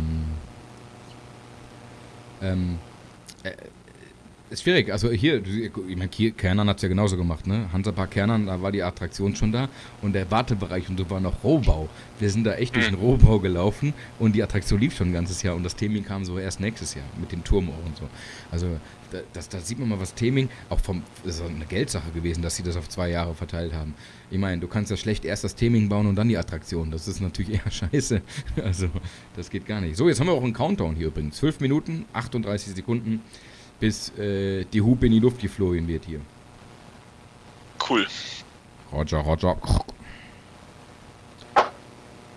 Übrigens, wir hatten die Tage. Was ist denn jetzt so bei dir los? Oh, jetzt hat er. Ich habe Nacht gemacht. Ja, ist der Darkroom, erzähl mir doch nichts. Ja, dann sieht man, dann flacker ich nicht so. Ja, wie ist denn die, wo machen wir gerade? Wir hatten die Tage einmal nicht einen Neuinfizierten in Deutschland. Habe ich das richtig gehört oder war das nur in einem Bundesland? Nee, das sind nur in bestimmten Bundesländern. Also wir sind immer noch so bei 700 pro Tag. Ja. Nee, pro Woche. Pro Tag. Nee, pro Tag. 700. Pro Tag 700? Nee. Doch. Guck nochmal gerade, das kann ich mir gar nicht. Das ist aber ziemlich viel. Wenn man überlegt, es hieß ja, wir sind bei eine Person steckt 0,7 Personen an, also weniger Ja. als eine Person. Wir haben also noch irgendwas über 10.000 Infizierte. Okay, ich dachte, es sind weniger wie 700 am Tag. Also es ist schon mal krass, dass 700 wir nur Erkrankte haben und in den USA sind 700 Tote am Tag oder was auch immer. Also die werden noch... 738 hatten wir jetzt in Bezug auf den letzten Tag. Pro Tag 700. Sind also schon noch, aber wir hatten mal zur Höchstzeit ja an die knapp 6.000. Na gut, wir sind schon einiges drunter, aber ich habe auch das, also meine Meinung ist, es ist ja, ich muss mich echt zurückhalten bei Facebook, weil sonst bist du auf jeden Post, wo irgendjemand wieder denkt, hey, ich mache keinen Mundschutz und die zweite Welle wird, denke ich mal, schon kommen, wenn die jetzt alle wieder reisen dürfen und im Sommer es knattern lassen, kann ich mir schon vorstellen, aber spätestens, wenn die Schulen wieder losgehen und alle wieder... Ja gut, ich meine, in Nordrhein-Westfalen sind die Schüler ja schon mal unterwegs. Ja, aber war das nicht nur Abiturienten und... Also mein Nee, Sohn ist alle auch schon wieder. wieder dort. Es laufen alle Schulen, glaube ich, wieder. Die sind jetzt zwar nicht 5 Tage die Woche, sondern wir Genau. machen 2 Tage die Woche. Und der Rest ist Homeoffice oder Homeschooling, wie man es jetzt nennt. Ja, Homeschooling, ja. Ja, genau. Heute kam vielleicht ein ganz neues, interessantes Ding zu der Busreisen aus NRW hinzu. Ich Ja, weiß nicht, hat das einer von euch mitgekriegt? nee. Ich such's mal eben raus. Und zwar heißt es da drin, wenn es jetzt laden würde.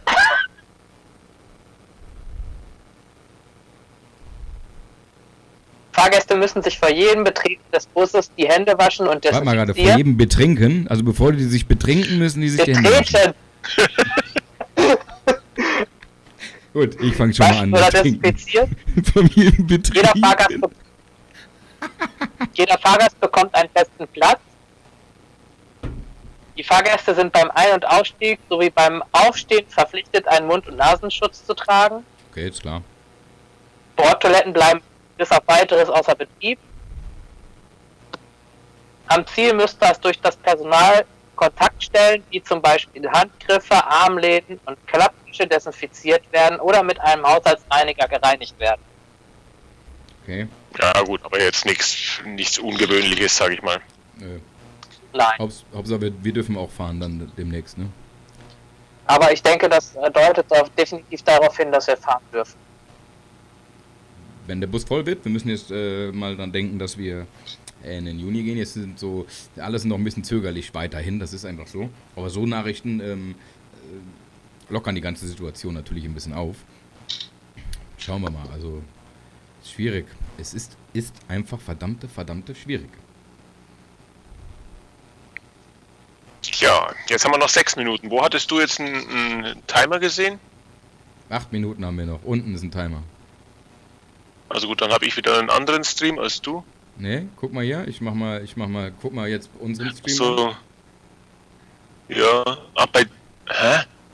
Moment, das dauert einen Moment. Wir haben eine kleine Verzögerung gerade. Ich habe nicht auf, jetzt siehst du es.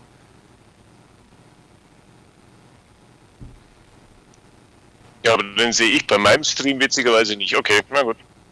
Vielleicht bist du auf einem anderen hab ich Stream. was anderes. Ich bin beim Stream vom tagesspiegel.de. Wissen, SpaceX, Start, bla bla bla. Ich Ich bin bei NBC News, aber okay. Ja, es gibt natürlich, aber eins kann ich dir sagen, bei dir fliegt sie nicht früher weg als bei mir. Das glaube ich auch, ja. Nee, tatsächlich haben wir bei mir noch T-7 Minuten 30, 29, 28. Ich kann das jetzt die ganze Zeit so machen, wenn ihr wollt. Naja, ich glaube, das ist jetzt uninteressant. Genau, deswegen gehen wir auch nochmal weiter und zwar gucken wir uns jetzt eine Wasserbahn an aus Plon. Wildwasserbahn heißt die, also keinen besonderen Namen. Man kennt diese Attraktion aus fast jedem Park. Jeder Park muss sie haben. Natürlich Lokflumen. Schöne Attraktion, ist natürlich auch im Plon ein bisschen die Landschaft mit eingebunden und so. Und dann sehen wir uns danach wieder.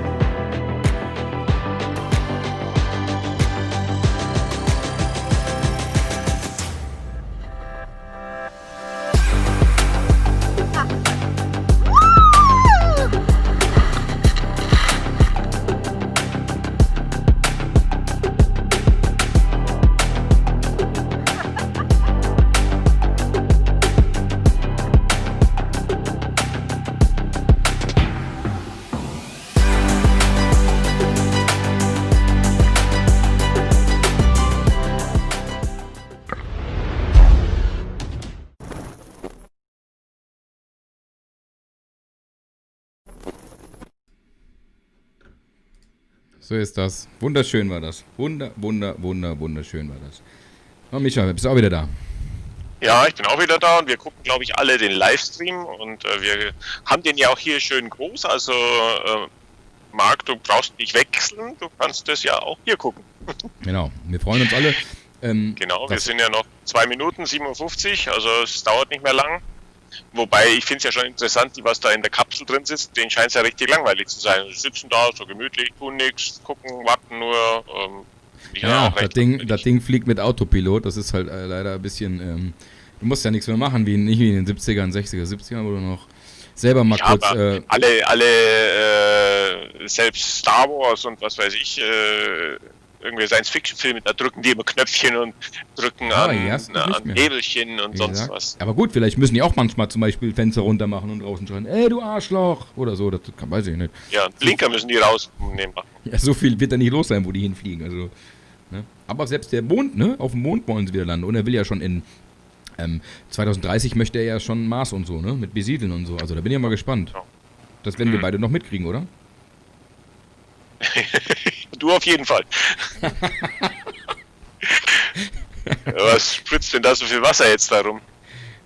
Oh nein. Das ist Kerosin. Oh Gott. Das ist aber nicht schlau vorher, Kerosin darüber. Na, ich weiß nicht, es ging ja nur über die Kamera. Und wie gesagt, rechts die Astronauten, die sitzen ja einfach nur so schön gemütlich rum und ja. Doch, er drückt auf den Knopf. Er hat gedrückt.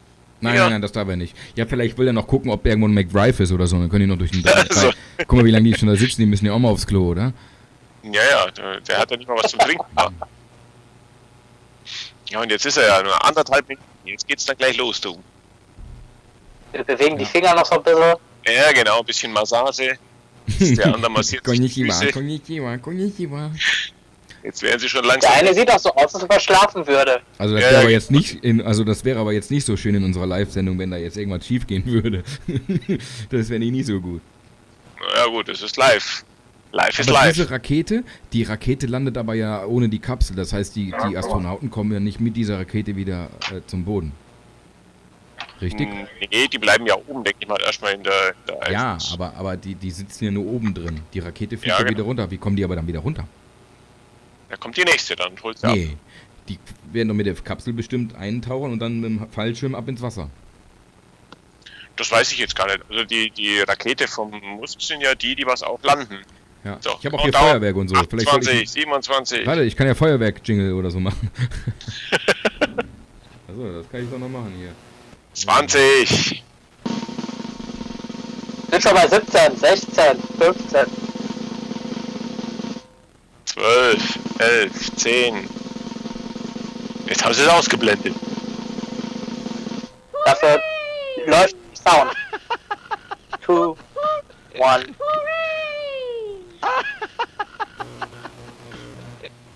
Ach du Scheiße, jetzt. Sie hebt Oh, das gibt nix. Nein, können sie zurückfliegen. Wir können gleich umdrehen, meinst du? Gleich umdrehen. Das sieht doch gut aus, oder? Die können Ja. ja wieder Gas geben, oder? Und wie wenig, ich kenne das aber mit mehr Dampf, was da unten rauskommt. Also ist ja nicht mal Abgase, ne? Ist doch hier. Das ist Feuer. Macht der Feuer unter den Arsch. Ja, ist doch, ich habe doch die Tage noch eine Reportage gesehen auf N24. Wie war das denn jetzt nochmal? Ich schlafe bei den Dingern immer ein dann irgendwann. Ja, da war es ja nicht so interessant Der anscheinend. Marc ist doch so ein Schnitzel.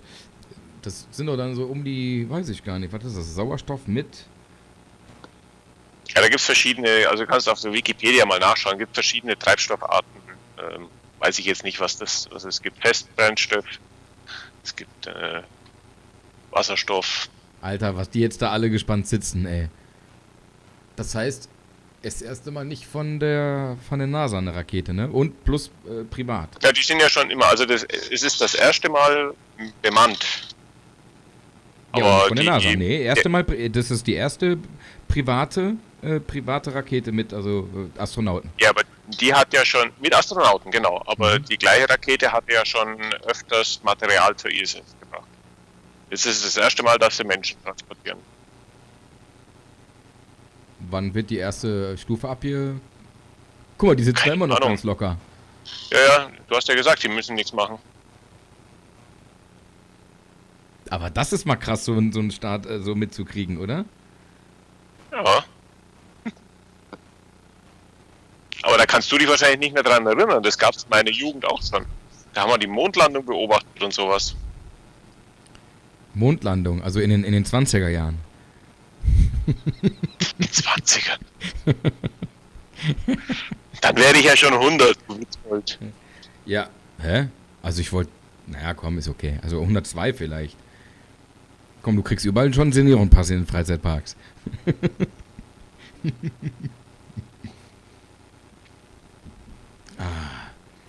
Ja, jetzt sind sie schon ziemlich hoch. Und was ist da unten, dieses komische Symbol da? Das ist die Geschwindigkeit. Die haben jetzt 58.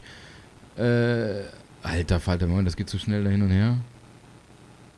6500 Sachen. Okay, nicht schlecht. 6000. Oh, jetzt Ja, wird's jetzt langsamer. schmeißen sie eine. Genau, jetzt haben sie eine abgedingst, deswegen ist abgedingst. Du weißt schon, abgedingst. Zündet der nächste, die nächste Stufe. Ja. Da sitzen sie ganz entspannt. Und jetzt geht's aber nur noch langsam da durch die Gegend. Also langsame Steigung der Geschwindigkeit. Ja, sind nur noch 6700. Ja, Ja, aber geht so- doch. aber- Und was ist das andere? Ist die Höhe, 115 Kilometer. Oh, jetzt glüht das Ding aber ganz schön. Ja.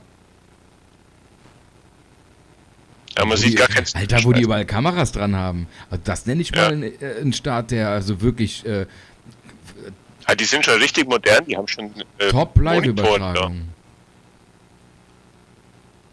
Und da ruckelt nix. Nicht wie früher, wo da ist alles durch die Gegend geflogen.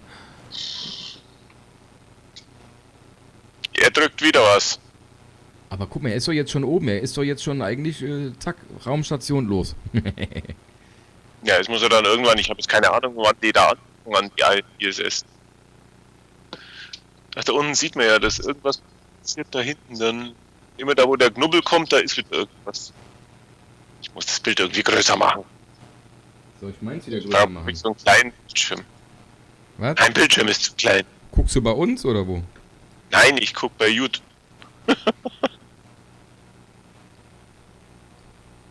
Ja, wir wollen ja jetzt nicht natürlich die ganze Zeit über einen Raketenstart sprechen. Also Fakt ist, dass ich im Kennedy Space Center war letztes Jahr und auch genau da, wo die jetzt abgehoben sind, da war ich auch. Und das krasseste Erlebnis, was ich da hatte, war, es war eine Führung und dann war am Schluss von dem Ganzen, ging es auch um die Space Shuttles und dann ist so ein 4D-Film gezeigt worden und der Film hat sich auch in so Fäden und so verhangen, dass man nicht gemerkt hat, dass im Hintergrund die Leinwand aufgegangen ist und durch diese Fäden sah man noch das Shuttle und das waren so die letzten Sekunden von dem Video und dann ist das Licht angegangen und dann ist aber die Spitze von dem richtigen Shuttle schon in dem Kino gewesen. Okay. Also das Licht geht an und dann der Sound und die Musik dazu und dahinter war die ganze Ausstellungshalle. Der Vorhang ging hoch und du hast es nicht mitgekriegt und auf einmal geht's Licht langsam und Bass und alles und auf einmal siehst du, dass es real ist, dass das wirklich voll nah an dir dran ist, die Spitze. Richtig geil, also kann ich jedem empfehlen, wer da ist, auf jeden Fall reingehen. Die haben einige super geile Attraktionen, also hat mir richtig gut gefallen, also top. Echt und da ist nichts. Wir sind da hingefahren, also vom Schiff aus natürlich so eine halbe Stunde gefahren.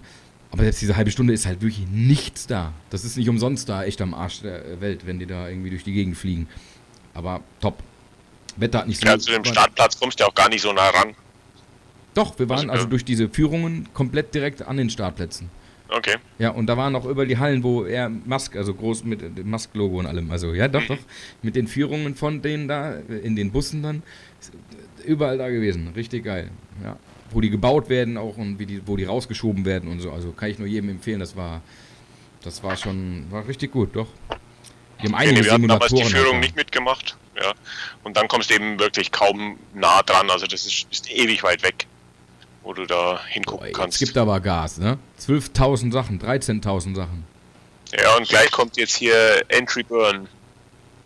Was auch immer das ist. Dann schmeißen sie Warum will anscheinend der nochmal denn eine so schnell fliegen? Ich raff das nicht. Die kann doch nicht so weit weg sein. Ja, die müssen ja die gleiche Geschwindigkeit wie das Ding erreichen. Damit sie dann irgendwie so gleichmäßig... Hast du mal Elite gespielt? Was habe ich gespielt? Elite? Was war denn Elite? Ach, du kennst Elite nicht? Das ist ein Spiel, das ist Ich kenne uralt, das gibt's jetzt auch neu. Elite Partner. Nee. Das ist ein Raumschiffspiel. Da musst du, es ist auch so eine Weltall-Simulation. Und ja, da musst du halt aufbauen, was du bist. Also du fängst mit einem bestimmten Geld an und mit dem Raumschiff, musst dann landen, musst Waren transportieren, kannst es dann in Richtung Pirat weiterentwickeln oder halt jemanden, der Handel treibt. Wo war das? Auf welcher Plattform? Das ging mit C64 Logos. Ja, und jetzt gibt es inzwischen auch, wie heißt es? Heißt auch so ähnlich. Elite Dangerous? Ich weiß nicht. Bei dem einen Teil sieht man gerade schön, wie es verglüht. Aber ich habe letztens noch einen Simulator gehabt vom Commodore. Shift 2, Shift 4, Shift 8 oder so und dann Run und Load und Return und ach du Scheiße. Bis du da mal ein Spiel geladen hast, konntest du noch Mittag essen. Dann hat er die ganzen 1,5 MB drauf gehabt. Ja. Und ich hatte mal einen Amiga, der war aufgetunt, der hatte, beziehungsweise das war von meinem Bruder. Der Amiga. Dann hat der 4 MB Arbeitsspeicher mehr gehabt. Ja, ich habe für meinen Atari 512 mit Monochrom-Monitor 640 Pixel auf 400 waren es, glaube ich, 3000 D-Mark bezahlt. Boah, was? Und ein Diskettenlaufwerk war dabei. Ja, das musst du noch extra zahlen, oder nicht? Nee, das war da mit dabei. Und wenn du ganz cool warst, weil viele Spiele hatten ja 2 Disketten, hast du noch ein zweites Laufwerk gehabt, dann musstest du nicht mal die Disketten wechseln. Ja, das waren Zeiten. Ja, jetzt kommen wir gleich zum Landing Burn.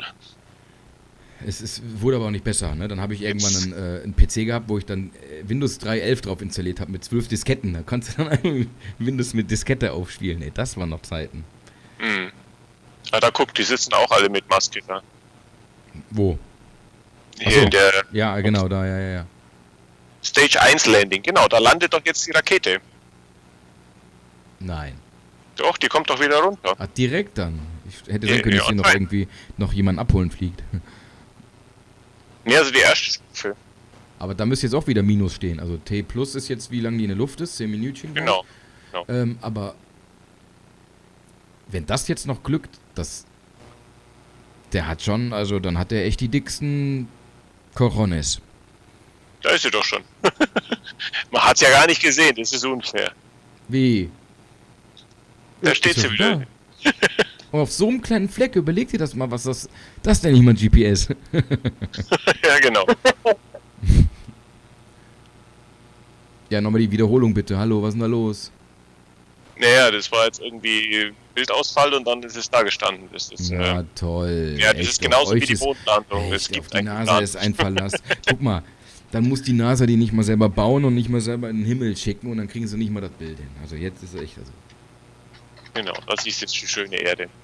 Ja, und halt, dass sie fliegt, aber nur noch durch die, ja, ist gut, es gibt ja keine Kraft, die dagegen setzt, also von daher. Ja, aber es ist schon interessant, so eine Raketenstufe zu landen lassen. Du kriegst ja normalerweise nicht mal mit dem Stift hin. Also sehr interessant, muss ich auch sagen. So kriegt man die Zeit auch um. Ich brauche nächste Woche auch wieder einen Start. Aber jetzt sind sie schon ein bisschen aktiver da. Der eine hält jetzt seine Finger an den Bildschirm. Der andere tippt jetzt tatsächlich rum. Und wie klein auch dieses Kontrollzentrum nur noch ist, ne? Weißt du noch früher? Riesenraum mit 1000 Monitor-Fernsehern, alles voll bombardiert und jetzt einfach nur noch 3 Reihen Schreibtische, ein Laptop, fertig. Ja. Das ist schon krass.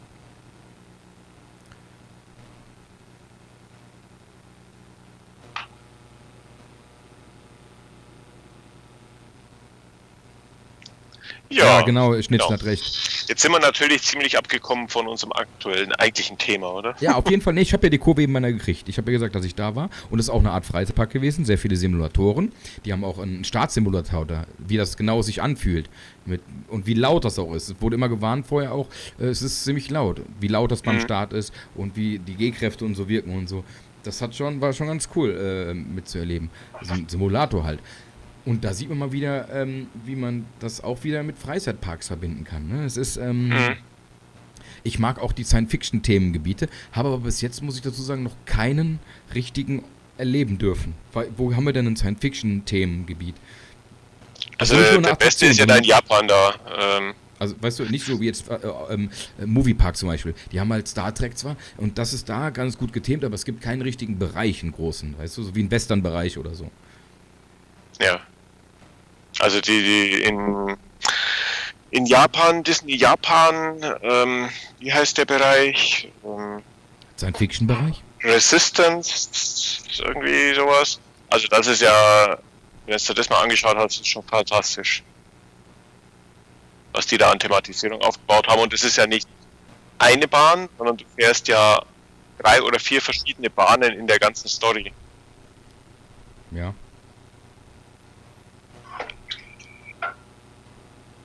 Hast am Anfang einen Simulator, dann hast du diese Fahrten ohne Schienen und dann am Schluss hast du, glaube ich, noch musst du irgendwo durchlaufen. Also das ist das ganze Erlebnis sozusagen fast eine halbe Stunde und es ist echt cool.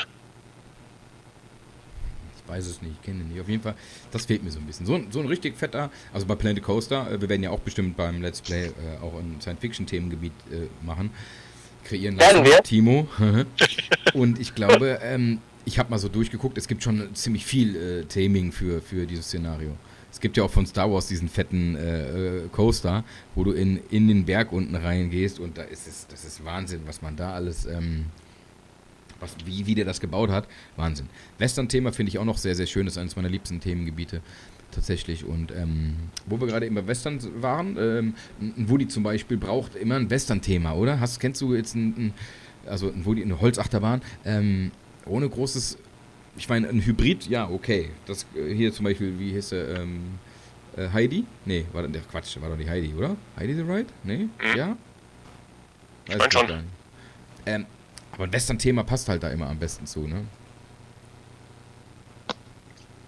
Ja, es ist halt momentan nicht mehr gerade so in. Also Western-Thema findest du halt jetzt relativ wenig. Doch, deswegen finde ich auch den Hansapark gut. Hansapark hat noch Western. Okay. Ja, aber einer der wenigen dann. Ja gut, dann haben wir Fort Fun.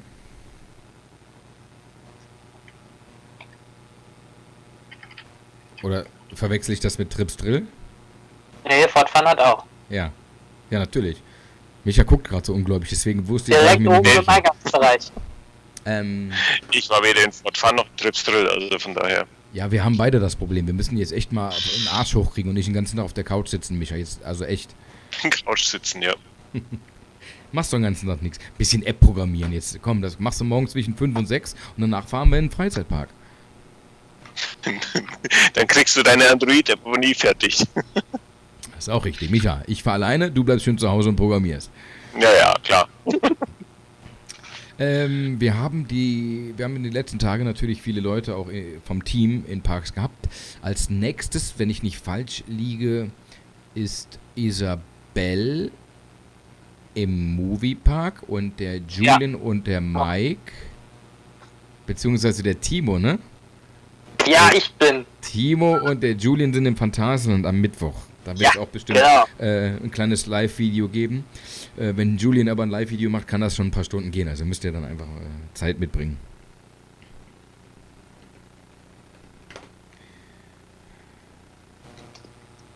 Ich habe noch keine Couch. Meine Couch kommt am Montag angeblich. Aber am 1. ist doch Feiertag. Ich bin ja mal gespannt, wer das liefern soll. Ja, haben wir nicht gesagt, welchen Montag.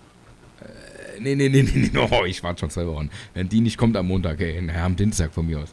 Aber ich muss gleich nochmal gucken. Das ist schon ein bisschen komisch. So, ihr Lieben, ich hab nichts mehr. Ich bin da durch. Wir fliegen noch ein bisschen mit hier durch die Gegend. 16 Minuten. Videos habe ich auch keins mehr. Aber das hat heute im Gesamten, bin ich tatsächlich sehr zufrieden und werde uns jetzt auch dementsprechend natürlich noch einen Applaus dann geben. Komm, wir geben uns selber auch einen Applaus. Yeah.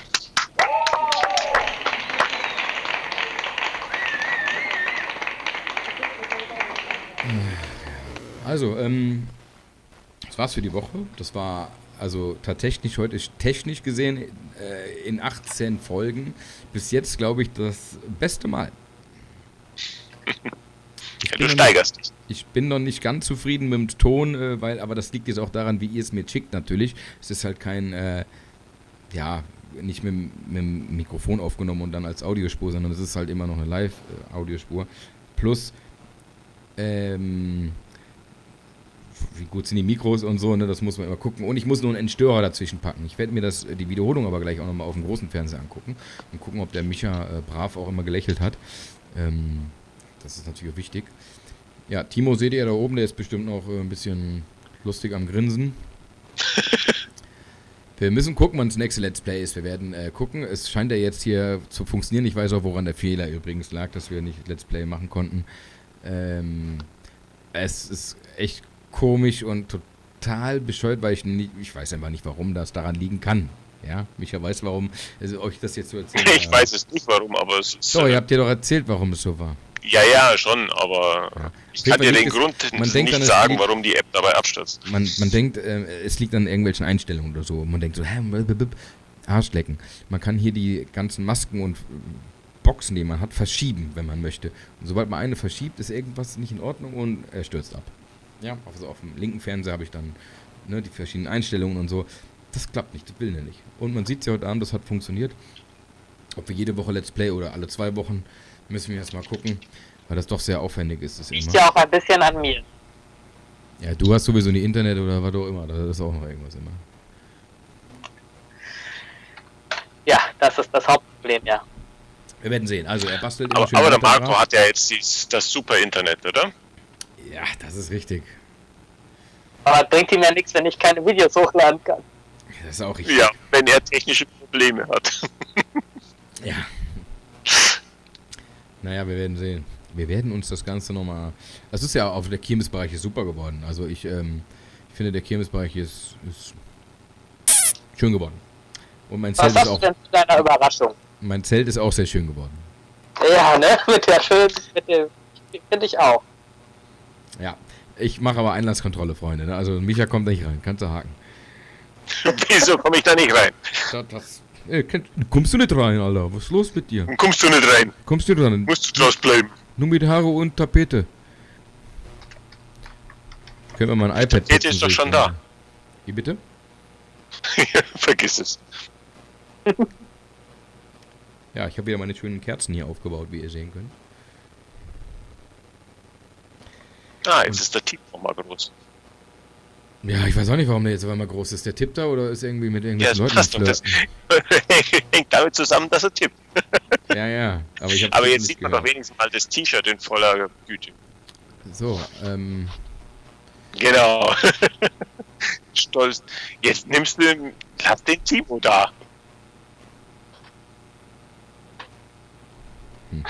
Ja, haben wir denn noch wollen denn unsere Zuhörer noch irgendwas wichtigste Frage ist für die User, weil die User sind auf dich sauer dann, ne? Nicht auf mich, Micha, wenn du nicht kannst auf einmal freitags. Wie ist nächste Woche Freitag? Da kann ich nicht. Ja, das ist super. Du hast keine User mehr bald, ne? Das kannst du haben. Ja, ist scheiße, Es ist keiner mehr übrig. Mhm. Siehst du ja, guck mal hier. 8 Zuschauer, was soll das? Und einen auf Facebook. Ja, einen nur noch. Ja, die Leute müssen doch irgendwann ins Bett, ne? Twitch weiß ich nicht, da sehe ich nicht genau, wo das ist. Twitch habe ich auch noch nicht so ganz geblickt, aber Twitch läuft auch noch. Ja, nicht, dann müssen wir halt nächste Woche am Sonntag machen.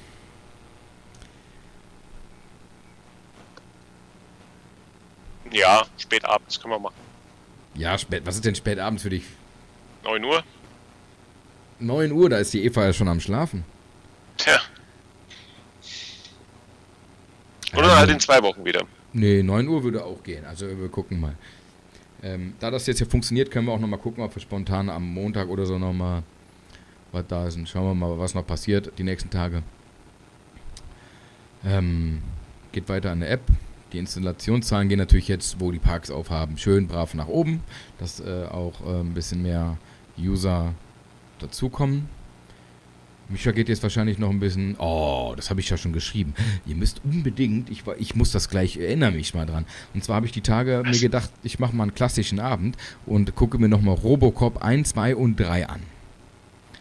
Okay. Und in Robocop 1, ich muss das rausziehen, ist die Musik von Mystery Castle drin. Und da der Film älter ist als Mystery Castle aus dem Phantasialand, interessiert mich jetzt tatsächlich sehr, sehr, sehr brennend, ob diese Mystery Castle Musik eigenkomponiert oder so war oder ob das ganz klar, und es gibt Leute, ja, ist klar, es ist von Robocop. Es ist, wenn du in den Turm reinkommst dann, ja, die ganze Musik, die da passiert, mit diesen Streichern, die und dann immer feiner nach oben ausgehen und so. Ich muss mal gucken, ob das Album noch gibt. Auf dem Soundtrack-Album wäre es auf jeden Fall drauf. Ich habe gedacht, das kann doch nicht sein. Wenn es jemand weiß, dass es so ist, dann habe ich es nur noch nicht gewusst. Aber das habe ich nie gehört. Also Robocop 1. Müsst ihr mal gucken. Tatsächlich. Micha wird jetzt gleich direkt in seinen Videoladen nebenan rennen. Das geht doch alles online heute. Und sich eine Kassette leihen.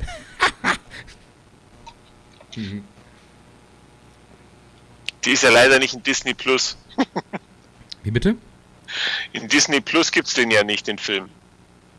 Ist Robocop denn von Disney? Nein, das sage ich ja, den gibt's da nicht. Ich weiß gar nicht, wo ich den geguckt habe. Doch, den habe ich geguckt. Hier auf Platte. Auf Platte habe ich mir den von meiner Originalen habe ich die mir kopiert auf meinen Rechner damals. Ja, so ist das. Genau. Eine Stunde 35 haben wir. Ja, uns gehen die Themen aus. Ja, wir können jetzt noch weiter labern, aber die Eva wird ja auch langsam müde. Die Eva ist morgen im Pool. Vielleicht kriegen wir mal ein paar Bilder dann. Vielleicht schickst du mir ein paar Bilder und die rutschen aus Versehen in der nächsten Live-Sendung dann hier so mal live rein. Dann seht ihr auch mal den Pool, wo wir dann im Sommer jetzt dann alle dann schwimmen und essen gehen werden. Apropos, dafür kann die Eva noch ihre Adresse übrigens auch in den Chat schreiben. Genau, also zuerst kommt ihr zu mir zum Grillen und dann gehen wir zum Poolbaden nach Eva. Gehen. Okay. Dann sind es aber mehr wie 75 Kilometer.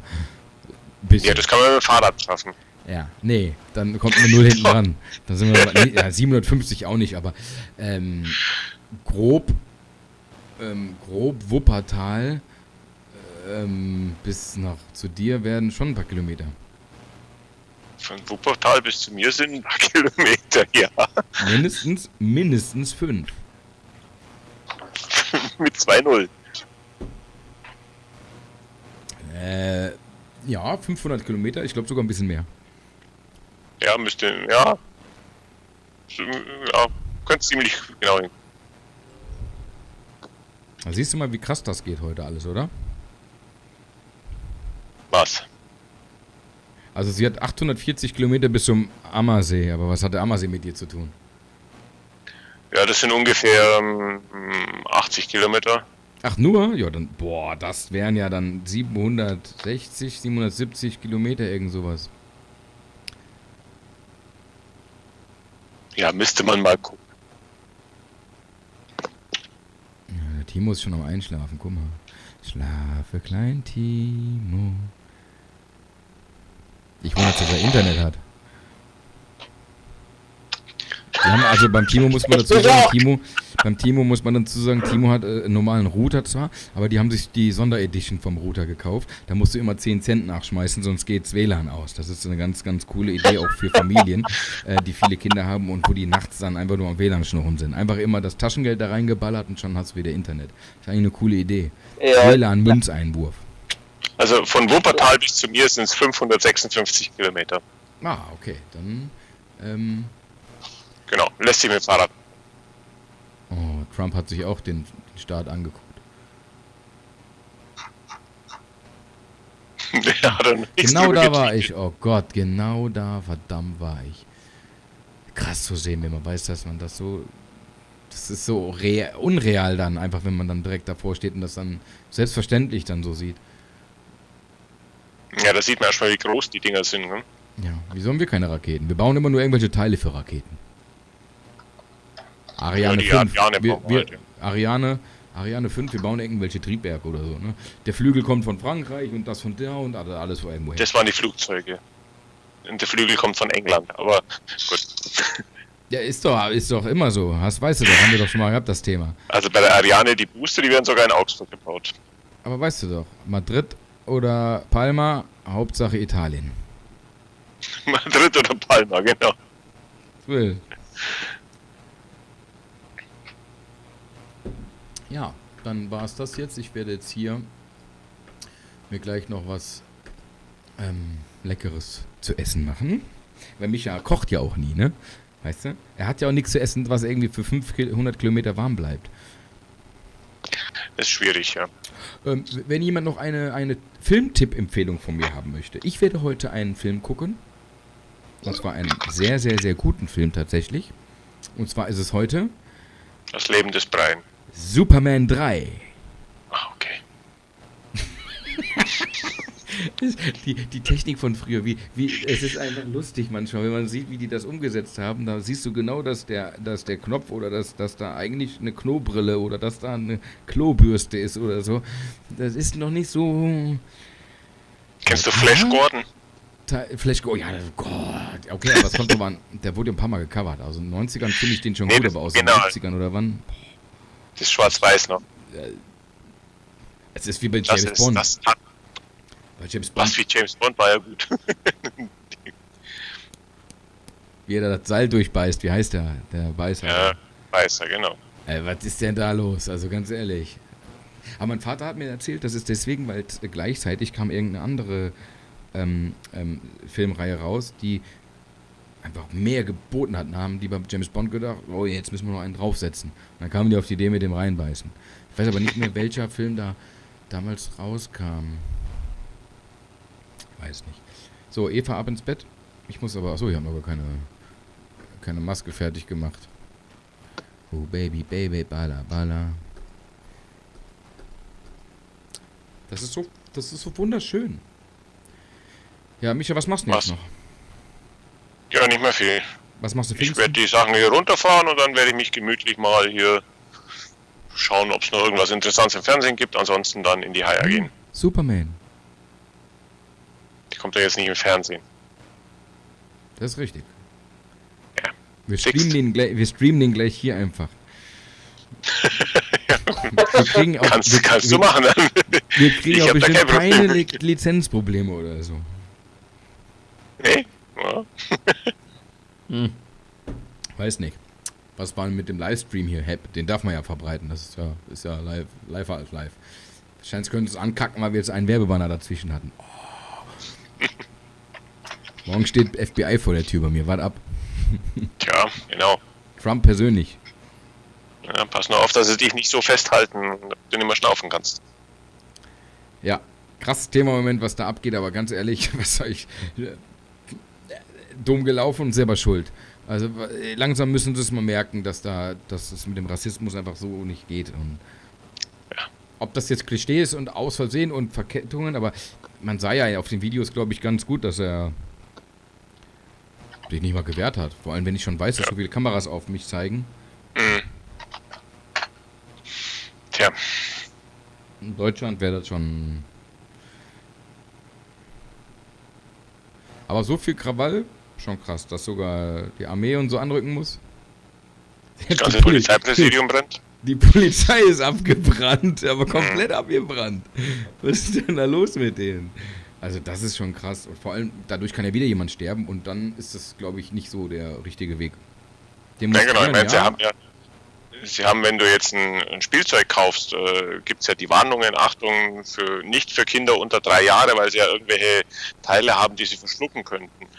Allerdings, wenn du mit dem Kind dann in ein Waffengeschäft gehst, dann kannst du, ich glaube, ab 6 Jahren oder sowas dem Kind auch eine Waffe geben. Ja, ist doch so. Es gibt doch, es gibt Staaten, Die die fangen freuen ja schon sich in auf, recht jungen Jahren an. es gibt Staaten, da gibt's keine, darfst du keine Ü-Eier, gibt's nicht. Die kennen das nicht. Okay. Eine Freundin von mir, die hat eine Pflegefamilie gehabt, wenn die besuchen fliegt, bringt die immer Ü-Eier mit, ist nicht erlaubt. Wenn die beim Zoll damit erwischen würden, das ist sogar strafbar. Weil Okay. in Amerika darfst du keine Süßigkeiten, wo du irgendwelche Spielsachen oder so einpackst drin. Wahrscheinlich auch wegen... Mhm. Wegen oder Essen was und auch immer. Verschlucken. Ja, es gibt Timo, was willst du uns damit zeigen hier? Was hat er denn da? Ich kann doch gar nicht. Schokowürfel für dich gratis. Was will er mit zeigen? Er hat Geburtstag gehabt. Happy Birthday. Ach stimmt, ja, ich hatte Geburtstag gehabt, ja. Danke fürs Erinnern. Achso, ich habe noch eine ganz, ganz wichtige Sache und zwar kann da bitte mal jemand auch mal so sagen. Ich habe eben noch erzählt, wir dürfen es nicht vergessen. Jetzt hören bitte nochmal alle ganz genau zu. Lauscher auf. Wir sind in der Zeitung. Und zwar in der, ich würde sagen, fast einzigen Zeitschrift für Freizeitparks und für Kirmes. Und zwar heißt die wie? Der Micha weiß das bestimmt. Irgendwas mit Revue? Kirmes und Freizeitpark-Revue, genau. Und da sind wir vertreten mit einem schönen Artikel und haben Werbung drin geschaltet für die App. Und ist ab Montag im Kiosk deines Vertrauens zu kaufen. Also gerne da auch mal vorbeischauen und gucken, ob die da vorhanden ist. Ich habe selber noch kein Exemplar. Ich werde also auch mir eins kaufen natürlich. Wir werden aber auch noch etwas Schönes zu verlosen haben. Das ist jetzt so weit sogar, dass das, glaube ich, heute Nacht oder morgen online geht. Und da geht es richtig zur Sache. Da könnt ihr ein ganzes Abo für ein Jahr gewinnen. So ein Abo kostet so um die 110 Euro circa. Oh. Und das könnt ihr gewinnen. Eva denkt wahrscheinlich gerade, ich gewinne sowieso nicht. Die hat schon so oft mitgemacht bei uns. Die hat noch nie was gewonnen. Die Arme. Linda gewinnt immer alles. Also entweder muss Eva jetzt der Linda sagen, die Eva darf nicht mitmachen. Sonst kann ich es ja auch irgendwie nicht verstehen, warum das so ist. Auf jeden Fall die Zeitung, könnt ihr auf die Homepage mal gehen auch gerne. Das einfach mal googeln. Kirmes und Freizeitpark Review. Ausgabe, jetzt muss ich schon gehen, weil ich ihn nicht sehe. Ich kann ja so langsam das Licht ausmachen. Was war ich am sagen? Ihr könnt ein Abo da natürlich machen und online auch mal angucken. Das ist die Juni-Ausgabe. Ich glaube, das ist ganz schön. Der Artikel ist auch ganz schön. Es geht ein bisschen um die Geschichte von Freizeitpark Check, wie das gestartet ist. Und da wollen wir noch mal schauen. Ich werde mir auf jeden Fall 1-2 Exemplare zulegen. Und ich bin auch gespannt, in welchen Kiosks es das gibt. Also wenn ihr einen großen Kiosk kennt, guckt mal, ob es die da gibt. Weil ich muss jetzt hier erstmal einen suchen, der sowas führt. Also zum Beispiel Bahnhof in Köln gibt es einen großen... Das ist eine Zeitung, die habe ich im Leben nicht gesehen. Da gibt es einen Ständer. Er hat Ständer gesagt. Da gibt es einen Ständer voll nur mit... Er hat schon wieder Ständer gesagt. Da gibt es nur Apple-Zeitungen zum Beispiel.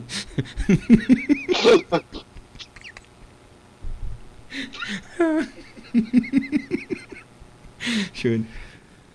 Ja, wo waren wir? Ständer. Ich fand das, ja, auf jeden Fall so einen großen Laden brauchen wir dann.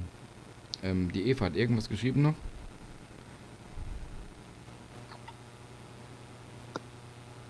Du sollst mitmachen, Eva. Ich habe gesagt, dass du trotzdem nie gewinnst. Ich habe gesagt, dass du der Linda sagen sollst. Die Linda soll nicht mitmachen, weil die gewinnt ja immer. Jetzt hast du es verstanden. Also, ja, sie fragt, wer will schon Apfelzeitung? Also man kann zumindest in eine Zeitung auch einen Apfel einwickeln. Ja. Okay, das war jetzt auch blöd. Ja. Aber Eva, jetzt komm. Fahrt mal zusammen jetzt kurz zur Tankstelle oder so und dann gucken wir, ob die Zeitung da ist. Genau, dann fahr mal los. Wir warten auch so lang hier. Ich hoffe, ihr hört auch die Woche über immer schönes Freizeitpark-Check-Radio. Auch die Linda und so. Ich gucke mir gleich die Zahlen an, die Statistiken an. Statistik. Die Statistik ohne Stadt und ohne Stadion. 10 Uhr will ich aber jetzt noch voll kriegen. Komm, also das ist jetzt, die Minute war die aber jetzt auch noch. Wie weit sind wir denn im Ja gut, Spiel? wie war das, weil du jetzt gerade so am Trinken warst und wir darüber gesprochen haben, Fahren, Autofahren, sonstiges. Also wenn jemand in der Stadt wohnt und 2 Bier getrunken hat, dann ist er betrunken. Wenn jemand am Land wohnt, 5 Bier getrunken hat, dann ist er derjenige, der nach Hause fährt, die anderen. Aber du wohnst ja nicht auf dem Land. Ja, 13.000 Einwohner. Doch, noch schon. Ich hätte jetzt so, also 13. Ja, komm, eine 0 kriegst du noch. Also 100. Okay. Was machen wir? Was wird das denn jetzt? Wer hat das Bier getrunken? Ja, ich. Ja, und warum klebt sich Timo jetzt die Augen zu? Ich weiß Pass auf, wenn du die wegziehst, dann hast du keine Augenbrauen mehr. Das tut weh. Aber bitte, mach da, warte, ich muss ihn aber größer ziehen dann. Ah! Er ist doch bescheuert. Wer gibt dir noch Klebeband? So. Ich habe überzogen. Ich habe 20 Sekunden überzogen. Also einen schönen Samstagabend wünsche ich euch. Micha ab ins Bett. Der Timo geht, glaube ich, auch besser entweder jetzt noch in den Popo-Club oder ins Bett. Und dann sehen wir uns noch kurz hier ein bisschen im Chateanius. Au! Im Jessica Chat. hat das weh. Ich muss aber gerade noch gucken. Warte, ich habe noch gar nicht... Moment. So, klar.